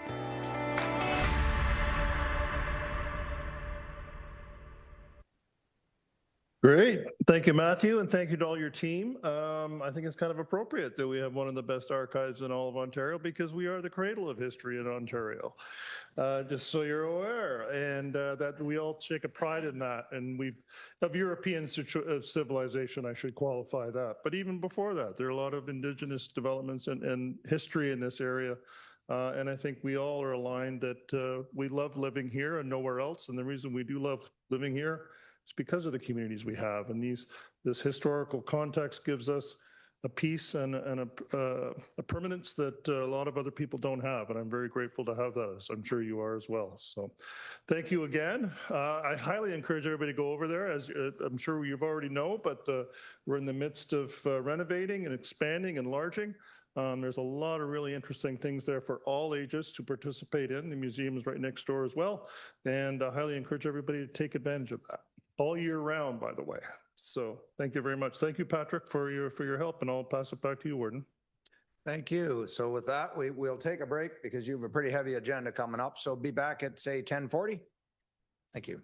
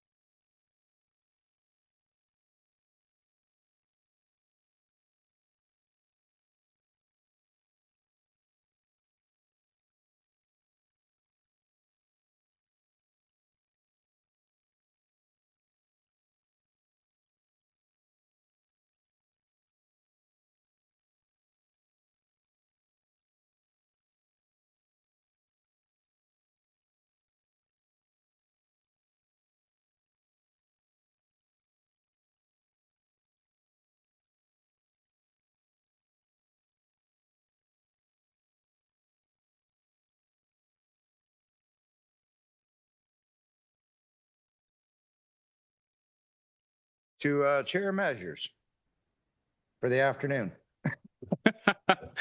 Yes, it's still good morning, Your Worship. Afternoon is yet to come. Fair enough. Good morning, members. So right now we have the Human Services section, and we do have two items of consent that are on here. The first letter is a very important topic that we just dealt with, and it looks like the gallery is already cleared before you had a chance to review this. This is the letter dated April 22nd, 2026 from the Township of Ramera regarding the resolution declaration of intimate partner violence as an epidemic. The other item is CCW 2026-159. It's the Early Learning and Child Care Services System Plan Implementation Report. So first of all, are there any questions on the two items? Yes, Mr. Fryer, please. Thank you, Chair Measures, and not a question, just a comment, because last week I had the opportunity, and I know Mayor Hamlin was there and Councillor Snell was as well, and we had a chance to visit with our E3 community facility, and I was so impressed with the early on work that's been done. They'd had capital enhancements done, and they have a new wing. They were showing that off and very proudly. And they were also talking about the staff development that is being done through the county. So they're very, very appreciative of the county's work with them. And I just wanted to comment in that regard. Thank you very much, Councillor Fryer. I appreciate that. GM Fayez Beguet, do you have any comments you'd like to add to this report? Just quickly, this is the first year of the 5-year strategy that we passed last year. So this report really just sets the baseline for measurements and targets for the next 4 years. And to Councillor Fryer's point, the 3 areas of focus of this 5-year strategy is like inclusive and accessible early learning and childcare experiences, thriving and sustainable early learning childcare workforce, and then the cohesive system service planning role. So really what we look forward to is hopefully in year 2 presenting a dashboard of our progress and probably sharing some success stories as well. Well done. Any further questions? Seeing none. Then I will ask perhaps Councillor Fryer would like to be the mover, perhaps Councillor Snell, will you be the seconder? Thank you very much. That the following consent items having been given due consideration be received. Any questions? All in favor? Thank you. That carries. Now we're going to move to our section 7, Human Services, Long-Term Care, and the Committee of Management.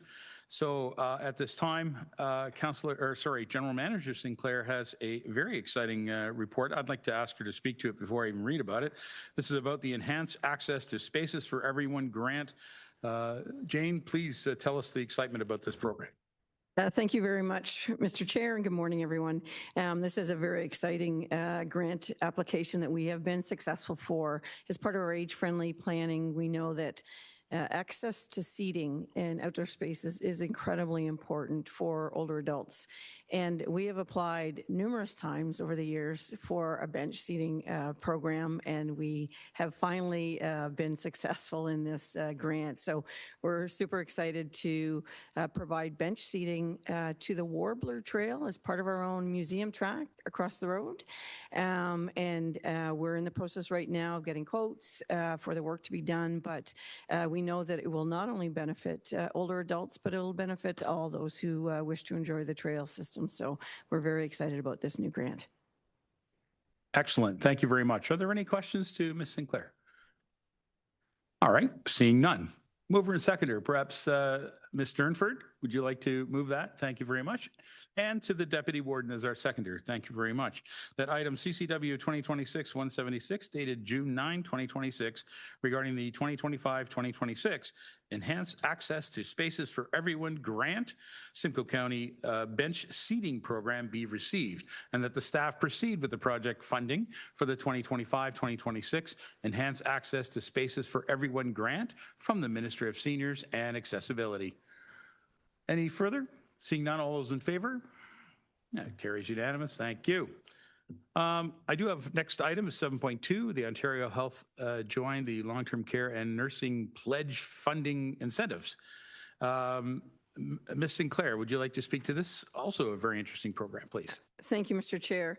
Again, this is quite timely with our recent update on our retention and recruitment strategies. Ontario Health has come out with 2 new initiatives. One, and both are directed at long-term care, supporting nurses going into long-term care. One is looking at a mentorship program where there's dollars where we can actually backfill with more experienced seasoned nurses so they can help support new nurses coming into our long-term care homes. And the other is an incentive for to bring nurses into long-term care who have not worked in this particular sector. So again, 2 new initiatives that we will take full advantage of to support the operations of our 4 long-term care homes. Thank you. Well said. Are there any questions to this this program, this report? No questions? All right. Thank you so much. I'll look to perhaps Councillor Anderson and Councillor Bell as the movers and seconders that the, where is it, is the item CCW 2026-184 dated June the 9th, 2026 regarding the Ontario Health Join LTC and Nursing Pledge funding incentives be received. Seeing no further questions, all those in favor? Thank you, that carries. I want to thank the staff that have joined us, of course, to help answer any questions. Appreciate that. At this time, I'm going to move to item number 8, which is Human Services, Other Matters for Consideration. There is other matters. We do have a committee report here that GM Fayez-Baguette would like to speak to. And so, Mr. Fayez-Baguette, would you like to advise about the committee or any questions about that, Mr. Fayez-Baguette? Thank you, Chair. Yes, this is kind of an affordable housing report that had a couple of presentations go to the committee, but really focusing on just a few of the initiatives we're underway and a few of the actions that Simcoe County Housing Corporation is working on. You'll see probably more detailed in our board meeting, but for the committee's purpose, really looking and giving an update on our work with the two nonprofit providers that's been happening over 1.5 years right now, and what the next steps will be in that role, as well as the quarterly report for the Simcoe County Housing Corporation as well, and then as well as another confidential report that we'll discuss in closed session as well. Okay, thank you very much. Are there any questions? Seeing none, I'll look to Councillor Miskimmins. Okay, and I'll look to Councillor LaRose. Thank you. It's a mover and seconder. And so this resolution is the that recommends that the recommendations contained within the Affordable Housing Advisory Committee report dated June 2nd, 2026 be approved. Is there anything further? All those in favor? That also carries unanimous. Warden, at this time, we would like to move to the Simcoe County Housing Corporation Board meeting. With your permission, we'll move to that. I'd like to announce there are specific board members that could participate in this. So some of them are here and some of them are not. So I'll read out the names. That'll be Warden Basil Clark, Councillor George Cabral online, Councillor LaRose, Councillor myself, Councillor Miskimmins, Councillor Rawson, Councillor Sandhu, who is now absent. And so Councillor Brian Smith, Councillor Michael Smith, Mayor Nuttall, which I believe is absent, Deputy Mayor Robert Thompson, which is absent, and Councillor Jay Follis, who is present. So that's the Simcoe County Housing Corporation Board. So at this time, I'll leave a mover and seconder from the House to move to the meeting moves to the Simcoe County Housing Corporation. How about Mr. Riepma and Mr. Locks that the County of the Whole recess it at 10:51 to convene a meeting of the Simcoe County Housing Corporation Board. All those in favor? Thank you. We're going to move to the Housing Board, and the members that I spoke to earlier will be on that board. So we have a Housing Board agenda. By the way, this is the first time we've had a really extensive agenda, by the way. So just so those that are wanting to take a little bit of a further break right now that are not part of that, you probably could. So we're going to move to the call to order, which I've already read. I believe we have a quorum. Is that correct, Patrick, of the members who are present? And so we'll move to approval of the agenda. Approval of the agenda, Mr. LaRose, perhaps, and Mr. Michael Smith. Thank you. That the agenda for the June 9, 2026 meeting of the Simcoe County Housing Corporation Board be approved. Anything to add? All those in favor? Thank you. That carries. The disclosure of pecuniary interest and general nature thereof. Are there any disclosures from this committee? Seeing none, we'll move on. If anything comes up, please bring it forward. Adoption of the previous minutes, Simcoe County Housing Corporation Board for October 21st, 2025 minutes. Is there a mover and seconder perhaps? Ms. Skimmons and Brian Smith, thank you.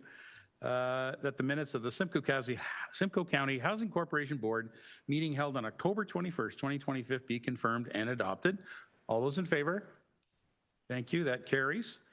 There is a matter here. It's the 2025 fourth quarter report.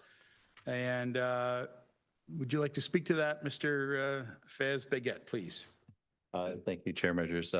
So for the fourth quarter report, this is the final quarterly report of 2025, which summarizes essentially the year's services. It's a comprehensive report that covers both the tenancy services matters, including our recreational, our support services through the tenant navigator role, as well as our lease up rates, our rent collection rates, our unit conversion rates, which is our tenant service kind of coordinators roles. And then finally, our maintenance and capital repair programs, so our daily maintenance and routine maintenance that happens throughout the year, the unit turnover and preparing units for re-rental, as well as our annual capital strategy of completion of capital projects, and the financial position of the organization closing the 2025 year. All right, thank you so much. Are there any questions to Mr. Fayez-Baguette? Seeing none, then we'll bring on the recommendation. I'll ask Mr. Rawson perhaps to move it, and your worship, would you be the seconder? That item HCB 2026-083 dated June the 9th, 2026 regarding the 2025 fourth quarter report be received. Anything further? All those in favor? That carries. Thank you. Now we have the notice of our annual general meeting.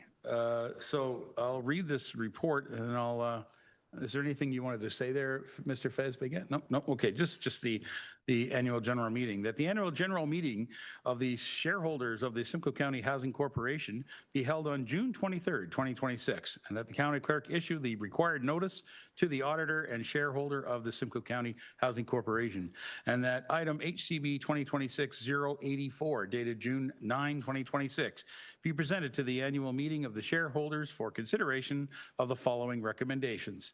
That the individuals named in Schedule 1 to HCB 2026-084 be elected as directors of the Simcoe County Housing Corporation. And that item 2, Baker Tilly, Katie and LLP be appointed as auditors for the Simcoe County Housing Corporation.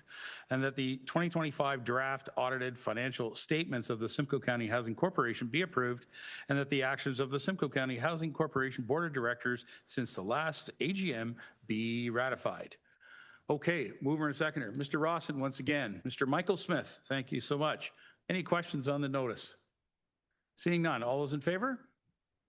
Thank you, members. And at this time, we do have the Housing Corporation Housing Lease Process Update. So we've got an update here. Let's see here, that item CCW, I'm used to saying that. Item HCB 2026-152, dated June the 9th, 2026, regarding the Simcoe County Housing Corporation Affordable Housing Lease-Up Process Update be received. And that the recommendations regarding the Simcoe County Housing Corporation Affordable Housing Lease-Up Process, as generally outlined in item HCB 2026-152, be approved and adopted. Moved by Councillor Brian Smith. Councillor LaRose, second. And are there any questions? Would you like to speak to this? Yes, through you, Chair Measures. So this report is actually a great news story of innovation. The corporation over the past year and a half has been working really diligently on an automated way to be able to have people apply for housing whenever we introduce a new property onto our portfolio. The process that was undertaken has always kind of left it as a lottery-based system, first come, first serve for those new units. This report is actually positioning a policy change that it allows people who are already on the wait list to be able to log into their now like online approach to applications and select that upcoming building as an option for housing rather than it just go to an at-large bid process. So the policy here is looking to just basically modernize and align, and really it's an indicator of like before we had the technology, the current approach was the best approach. But now that we have these mechanisms to access or for people to access housing choices online and continue to update their selections as they go, it actually makes the process way more efficient and more equitable. And this alignment of this policy is just the first step of what you'll see is a series of steps with a goal to combine it into one global wait list for all of our housing supply. Excellent. I recognize Councillor Fallis online. Please go right ahead. Thanks very much. Through the chair, I just wanted to say certainly promising concept as I was reading it, and I thought there's certainly a lot of merit to going down this road. I was just curious to staff if there was any public consultation done with these adjustments. Was there consideration of bringing this to the Affordable Housing Committee, even though it's a corporation matter? I just thought I'd maybe put it out there to see if there had been any additional consultation. Thanks. Through you, Chair Measures. So Councillor Fallows, if you recall, when we were developing the 10-year affordable housing and homelessness strategy, we did a comprehensive community consultation, which included questions about our lease-up process, access to new housing supply units, especially in year. It would be challenging, and I'm not sure how fruitful. I think we can layer it into our 5-year review of the 10-year strategy. But given the fact that we have some large developments happening in the next few years, we wanted to make sure that we modernized our application process now, as there's going to be a lot of new units coming online in the next 24 months. 24 to 36 months. So I just think the timing for like another round of surveys will probably align better to the 5-year check-in on the 10-year strategy.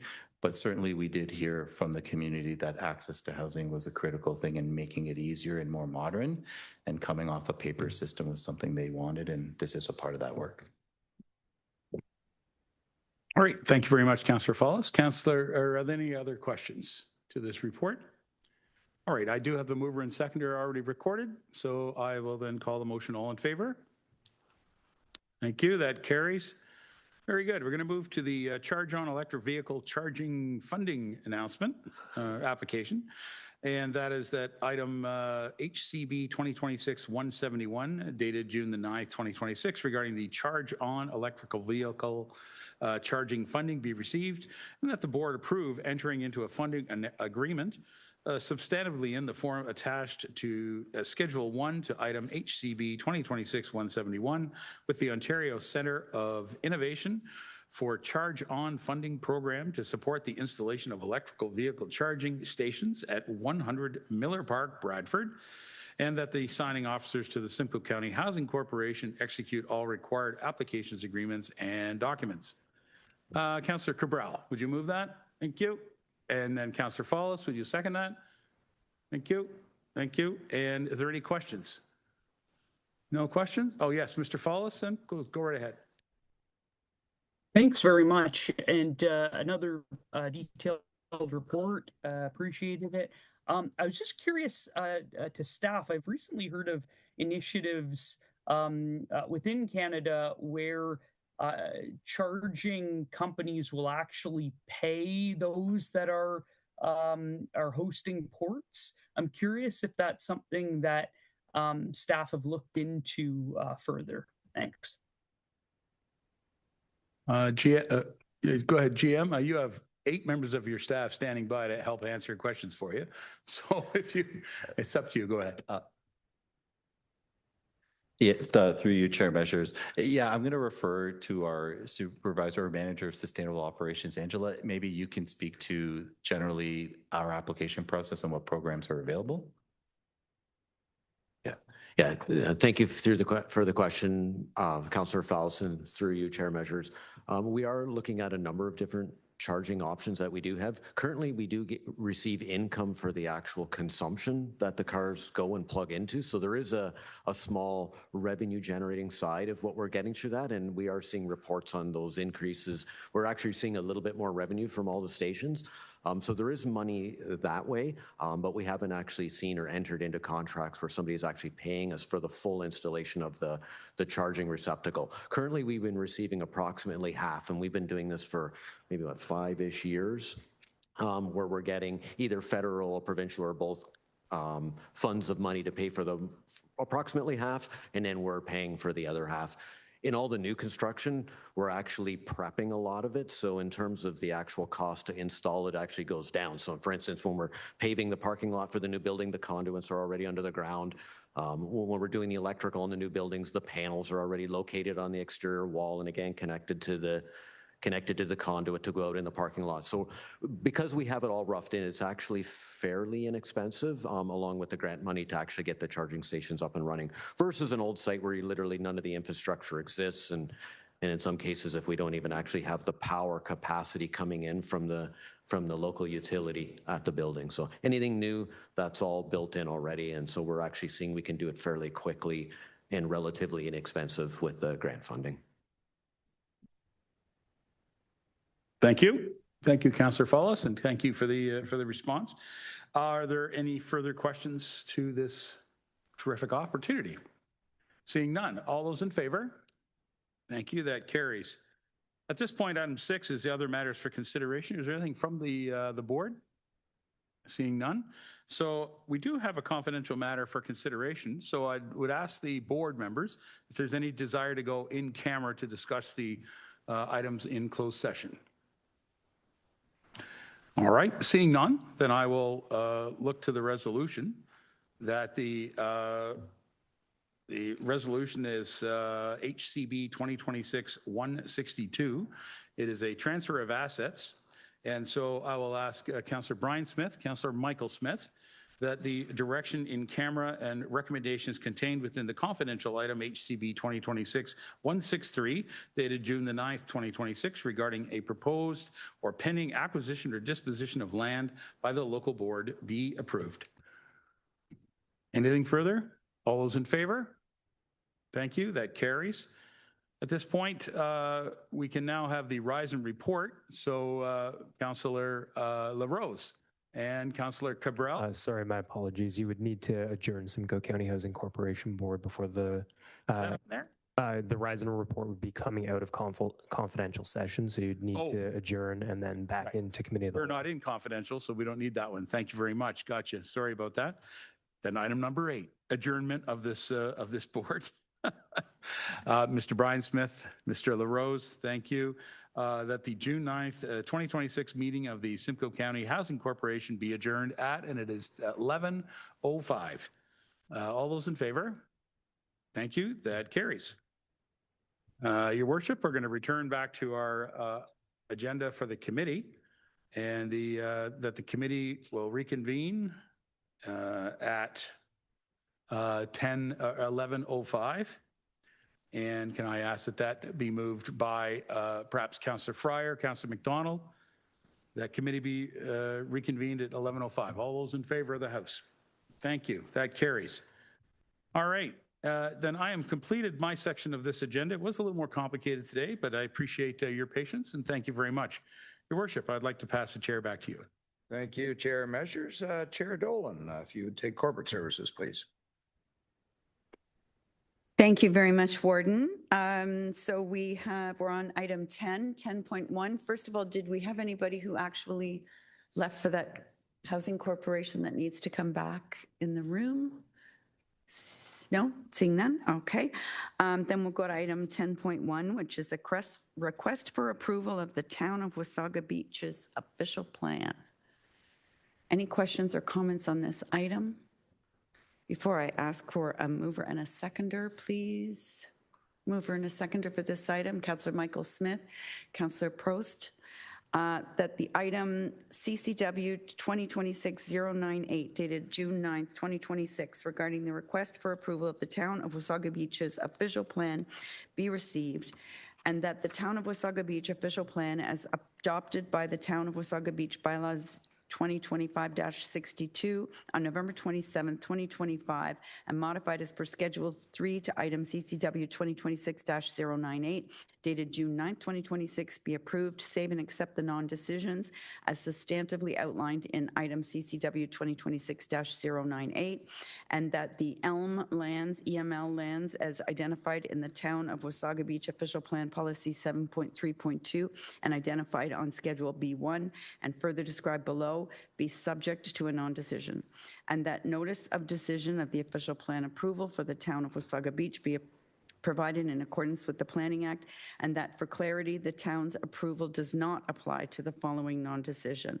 Number one, that a non-decision referred to as Elm Lands non-decision be placed on specific lands designated as neighborhood and greenlands, parks and open space within the town's adopted official plan, as well as within the Special Policy Area 3B, New England Village, subject to Official Plan Policy 7.3.2 and on Schedule B1.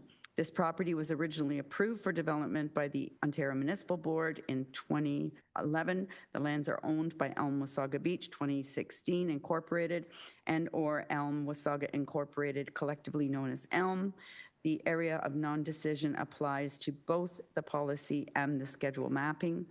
And the locations, Area 1, Block 64, Plan 51M-1158. Area 2, part of Block 68, Plan 51M-1158. And Area 3, Block 83, Plan 51M-1158.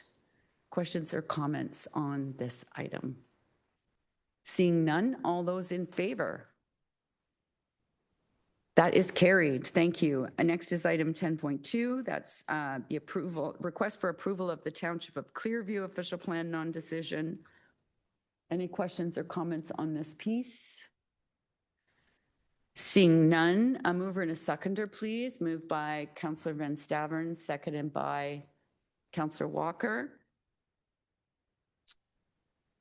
That item CCW 2026-148 dated June 9, 2026 regarding request for approval, Township of Clearview official plan non-decision be received, and that the non-decision which applied to various sections of the Township of Clearview official plan that referenced 2051 planning horizon, the 2051 planning horizon for population and employment growth within the township official plan as originally approved by County Council on November 26, 2024, with modifications outlined in Schedule 3 to item CCW 2026-148 now be approved, and that notice of decision regarding this applicable portions of the Township of Clearview official plan be provided in accordance with the Planning Act.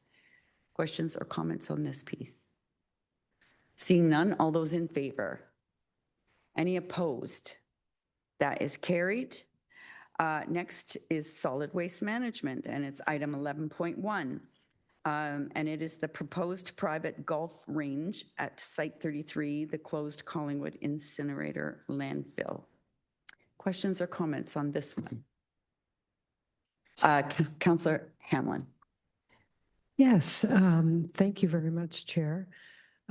This is an interesting issue because it's on a site that I, for one, and I suspect many in our community, never thought we'd see a use come forward for.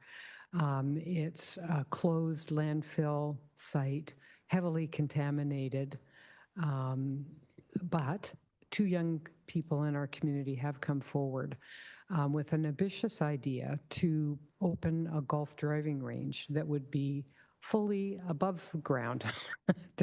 As I understand it, not even, stakes in the ground or anything that would disturb the contamination.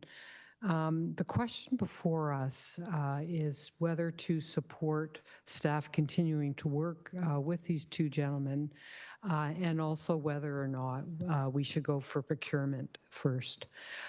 It's a tough one because in every circumstance, practically, I would say, of course, let's go for procurement. But in this particular case, I'm going to ask you to support option 2, which is just continue to work with these proponents.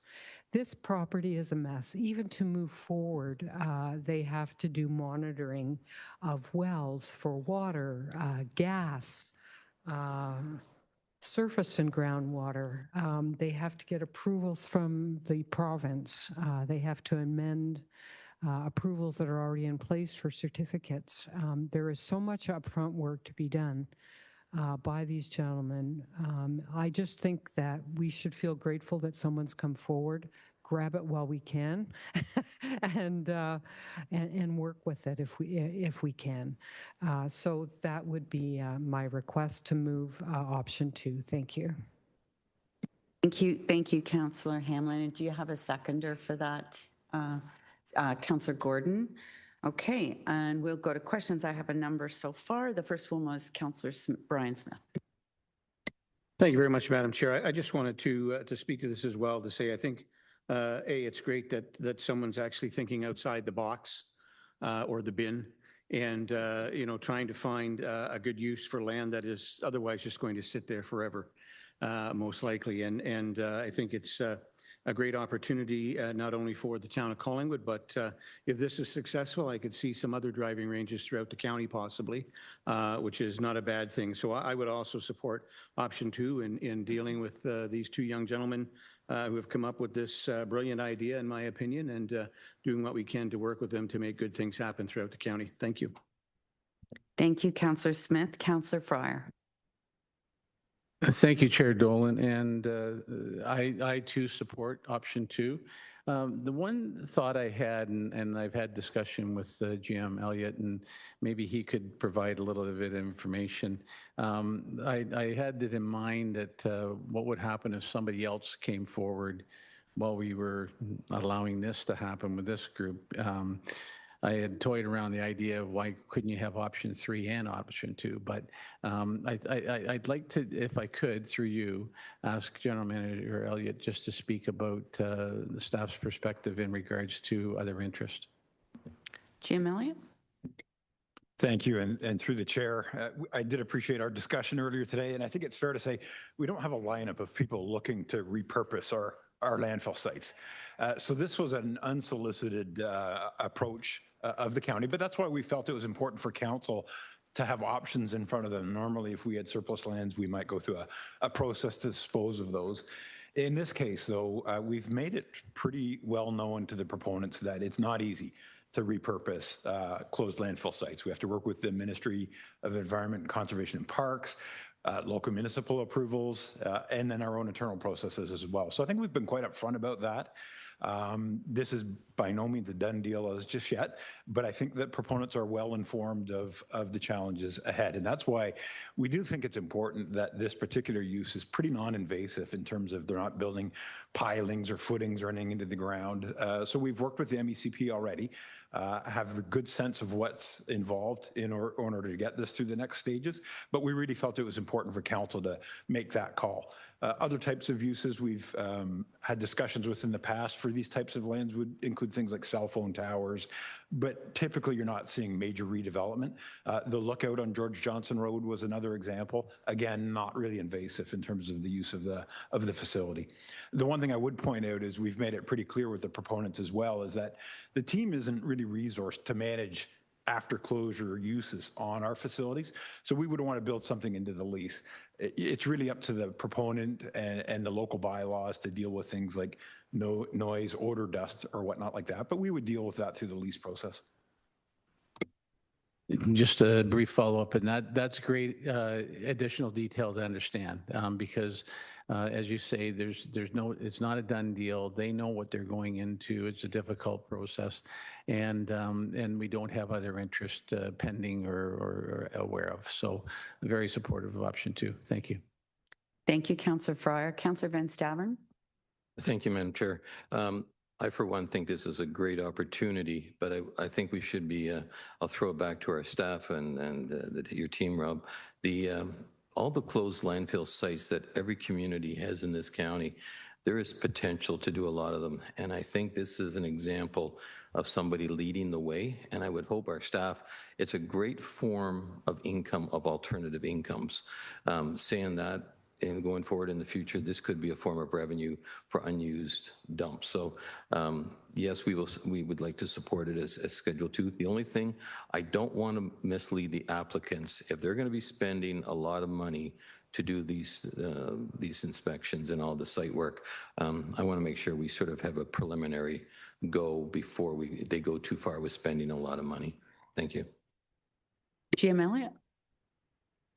Thank you, through the chair. I think it's fair to say that we would enter discussions on a good faith basis, not looking to direct anybody down a rabbit hole or in a direction we didn't see an outcome to. We did go through a process to evaluate what an appropriate lease rate would be with a third-party appraisal done on the property. That number is contained in the report. I don't see this as a money-making venture. And as I mentioned earlier, one thing we'd want to include in the lease would be that any additional resources would be contemplated through the lease, because the team is not equipped right now to operate these for uses other than landfill or solid waste management types of uses. But at the end of the day, we understand the community benefit and value of this type of proposal. Just a side comment, I did approach a realtor about the valuation that was put on it, and he said it was very reasonable and respectful for what they're looking at doing. Because we got to remember, this is a short, like 6-month, 5-month business, and that's a very reasonable rent for that period. So thank you. Thank you. And next I had Councillor McDonald. Thank you, Chair Dolan. I also will be fully supporting option 2 in principle. And I think that it's some of the things that when I talked to the gentleman that is spearheading this, he'd also mentioned that if for any reason that it had to be removed, it takes a week that you would never know they were there. So that's a good thing. So because there's very little that is there to do it, but he's also, their concept is to have families be able to use this. So at an affordable price too, which is something that we don't always do when you think of golf. Golf is a very expensive sport, but that's their goal, is to be able to have all families be able to utilize this. So, and I think utilizing land that is not going to be utilized is a great thing, and something for families to do is even better. So thank you. Thank you. And next I had Councillor Measures. Thank you, Chair Dolan. You know, when I first heard about this report and I read this interesting report, I found that to me the exciting aspect of it was we're going to see a piece of land, perhaps inside an urban center, that is really off limits because it is a landfill site. We don't generally encourage our citizens to go wandering about on our sort of unmonitored lands as far as patrolling or anything like that. But to be able to enter into an agreement with a private operator to provide a recreational use on the closed landfill / incinerator site, I think is a kind of an exciting opportunity, given that, you know, available space to do this type of option that they want to do, you know, is kind of limited when you come to an urban center. So I commend the fact that they're being innovative and finding opportunities for, you know, some type of small business. There'll be some employment there, and there'll be recreation happening on our lands. And I think that, you know, as long as they can meet all of the provincial requirements and we can continue to have confidence that those operators or the operator does have, you know, the best interests of the public safety in mind, I think that we'll have a good relationship once this all settles. Certainly, as it's been said, this is not a done deal. They have a lot of work to do ahead of them, but I'd also think it demonstrates that there's some really good innovative minds out across our greater community of Simcoe, and that they're trying to find these opportunities. So I'm very much supportive of option 2. Sir, thank you. Thank you. Anyone else? Questions or comments? I had 2 questions related to risk mitigation. One of them would be any liability issues, and the second one would be the perception of, what's the word I'm looking for? Favoritism, I guess I want to say, being that one of the proponents is related to a former warden. And I just wondered if you had any comments on either of those 2 risks. Mr. Elliott. Thank you. On the latter question, that was, normally we do it anyways, but that's why we felt it was appropriate to get a third-party appraisal to look at what an appropriate lease rate would be. I'm going to refer to Rob McCullough, our director, to speak about some of the risks and liabilities about this type of use on a site. But of course, perception is a big part of this, and we feel by presenting this to council in the way we did, we've left that very open. Sorry, Director McCullough, go ahead. Yeah, through you, Madam Chair. Thanks for the question.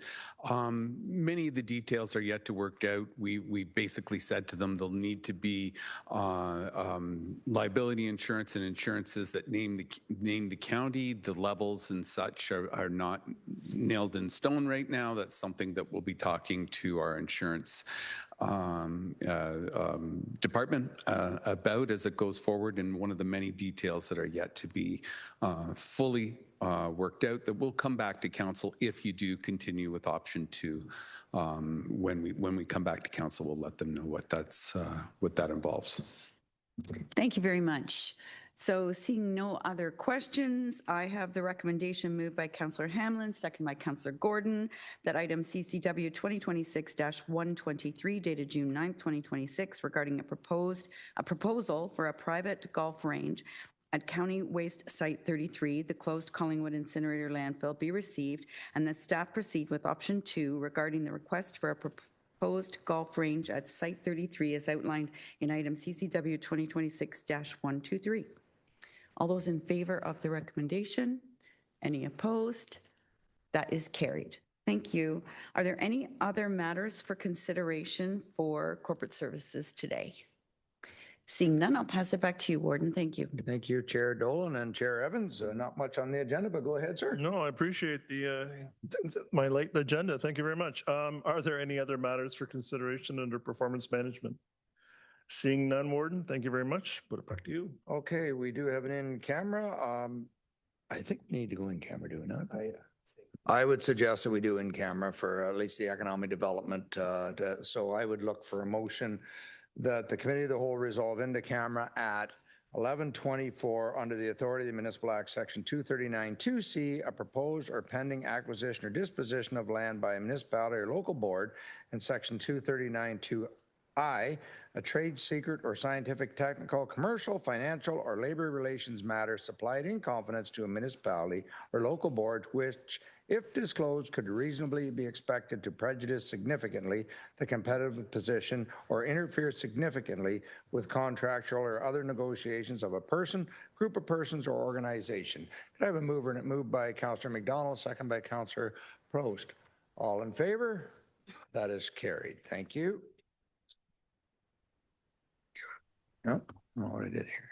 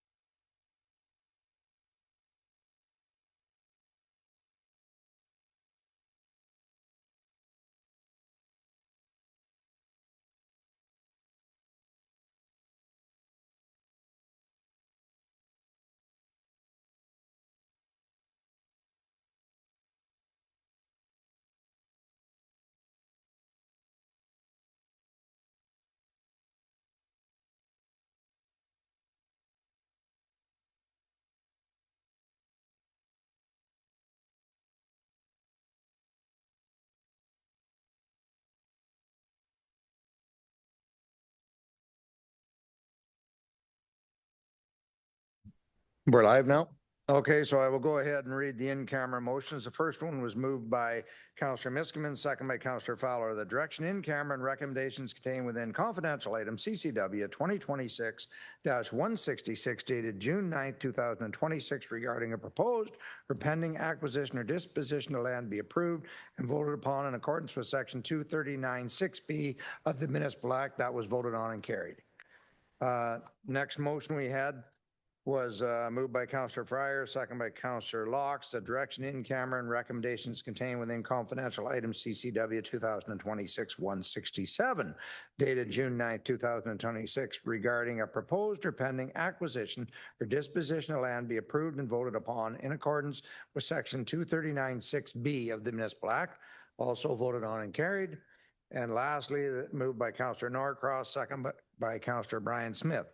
The direction in camera and recommendations contained within confidential item CCW 2026-189 dated June 9th, 2026 regarding a trade secret or scientific, technical, commercial, financial, or labor relations information supplied in confidence to the municipality or local board, which, if disclosed, could reasonably be expected to prejudice significantly the competitive position or interfere significantly with the contractual or other negotiations of a person, group of persons, or an organization be approved and voted upon in accordance with section 239(6)B of the Municipal Act, and that was passed and carried.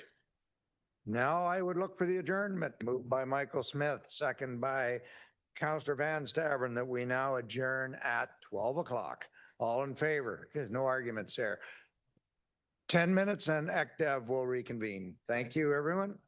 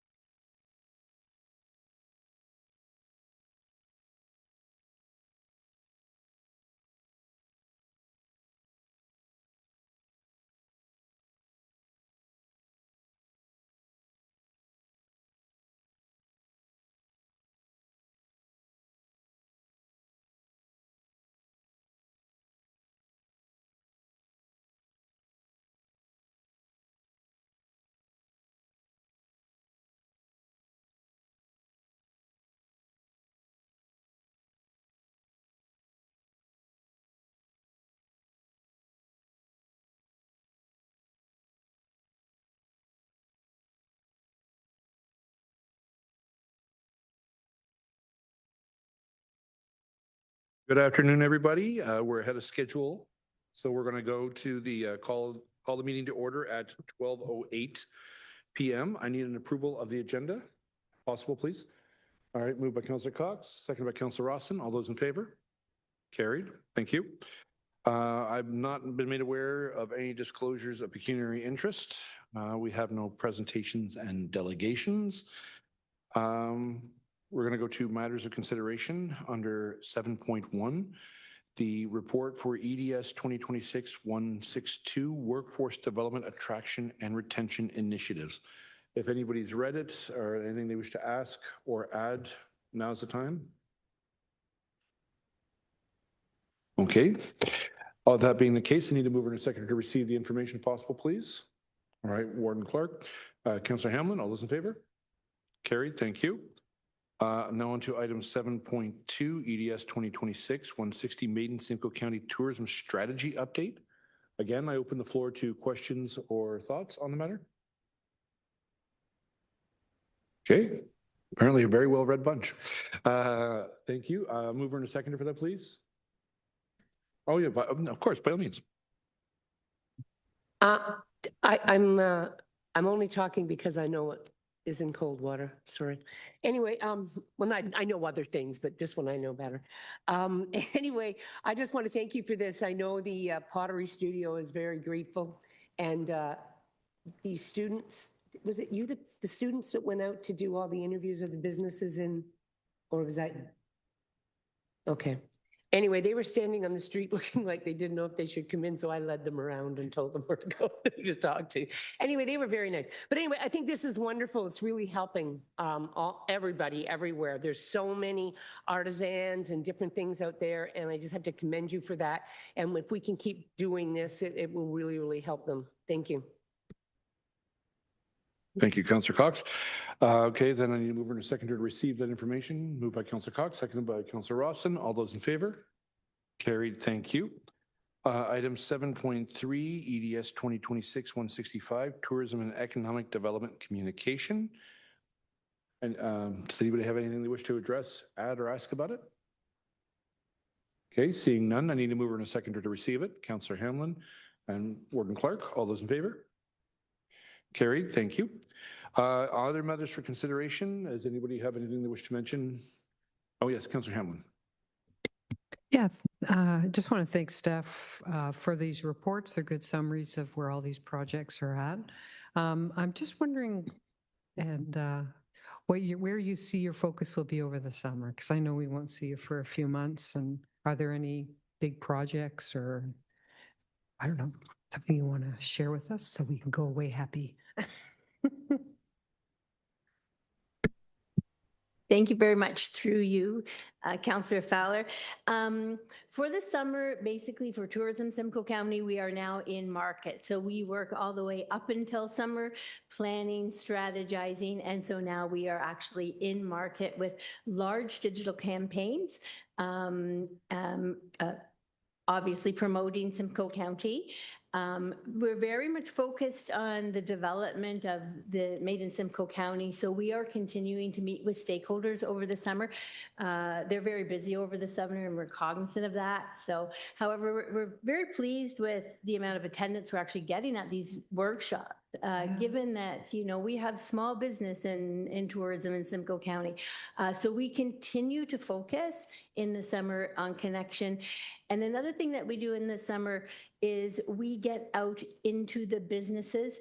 We call them our partner product tours. So we're in the businesses, seeing how they operate, taking photos, taking videos, because we are always preparing a year out. So for any kind of marketing collateral for 2027 summer, we have to be in the businesses this summer. So we're doing a craft beverage video shoot. We're doing all kinds of photos through our partnership product tours, plus our large digital campaigns. We are doing the top 30 things to do in Simcoe County is a big push for us, given the large sporting event that's coming to Simcoe County as we speak. So yeah, we're in market, and also I would say in our tourism businesses making connections. Mhm. Okay, well, that's great. As you come into each individual local municipality, if you think it's appropriate, let the mayors know, because I know we all like to go into our local businesses, and if you think it could be useful, I'm sure we'd be there. So, okay, thank you. Thank you. Thank you very much. All right. No confidential matters for discussion. Before we adjourn, I just want to say thank you. I always realize how much work you guys put into everything, and it shows. And a lot of the tools that you shared with us, I'm pretty sure have been shared all over the county, and you help a lot of people with the work that you do and the information you put out in the businesses you try to make connections with. So keep being aces, and I think we're going to be just fine. That being said, I need a mover and a second for adjournment, please. All right, Warden Clark, Councillor Cox, all those in favor? Thank you very much. Have a good summer, everybody.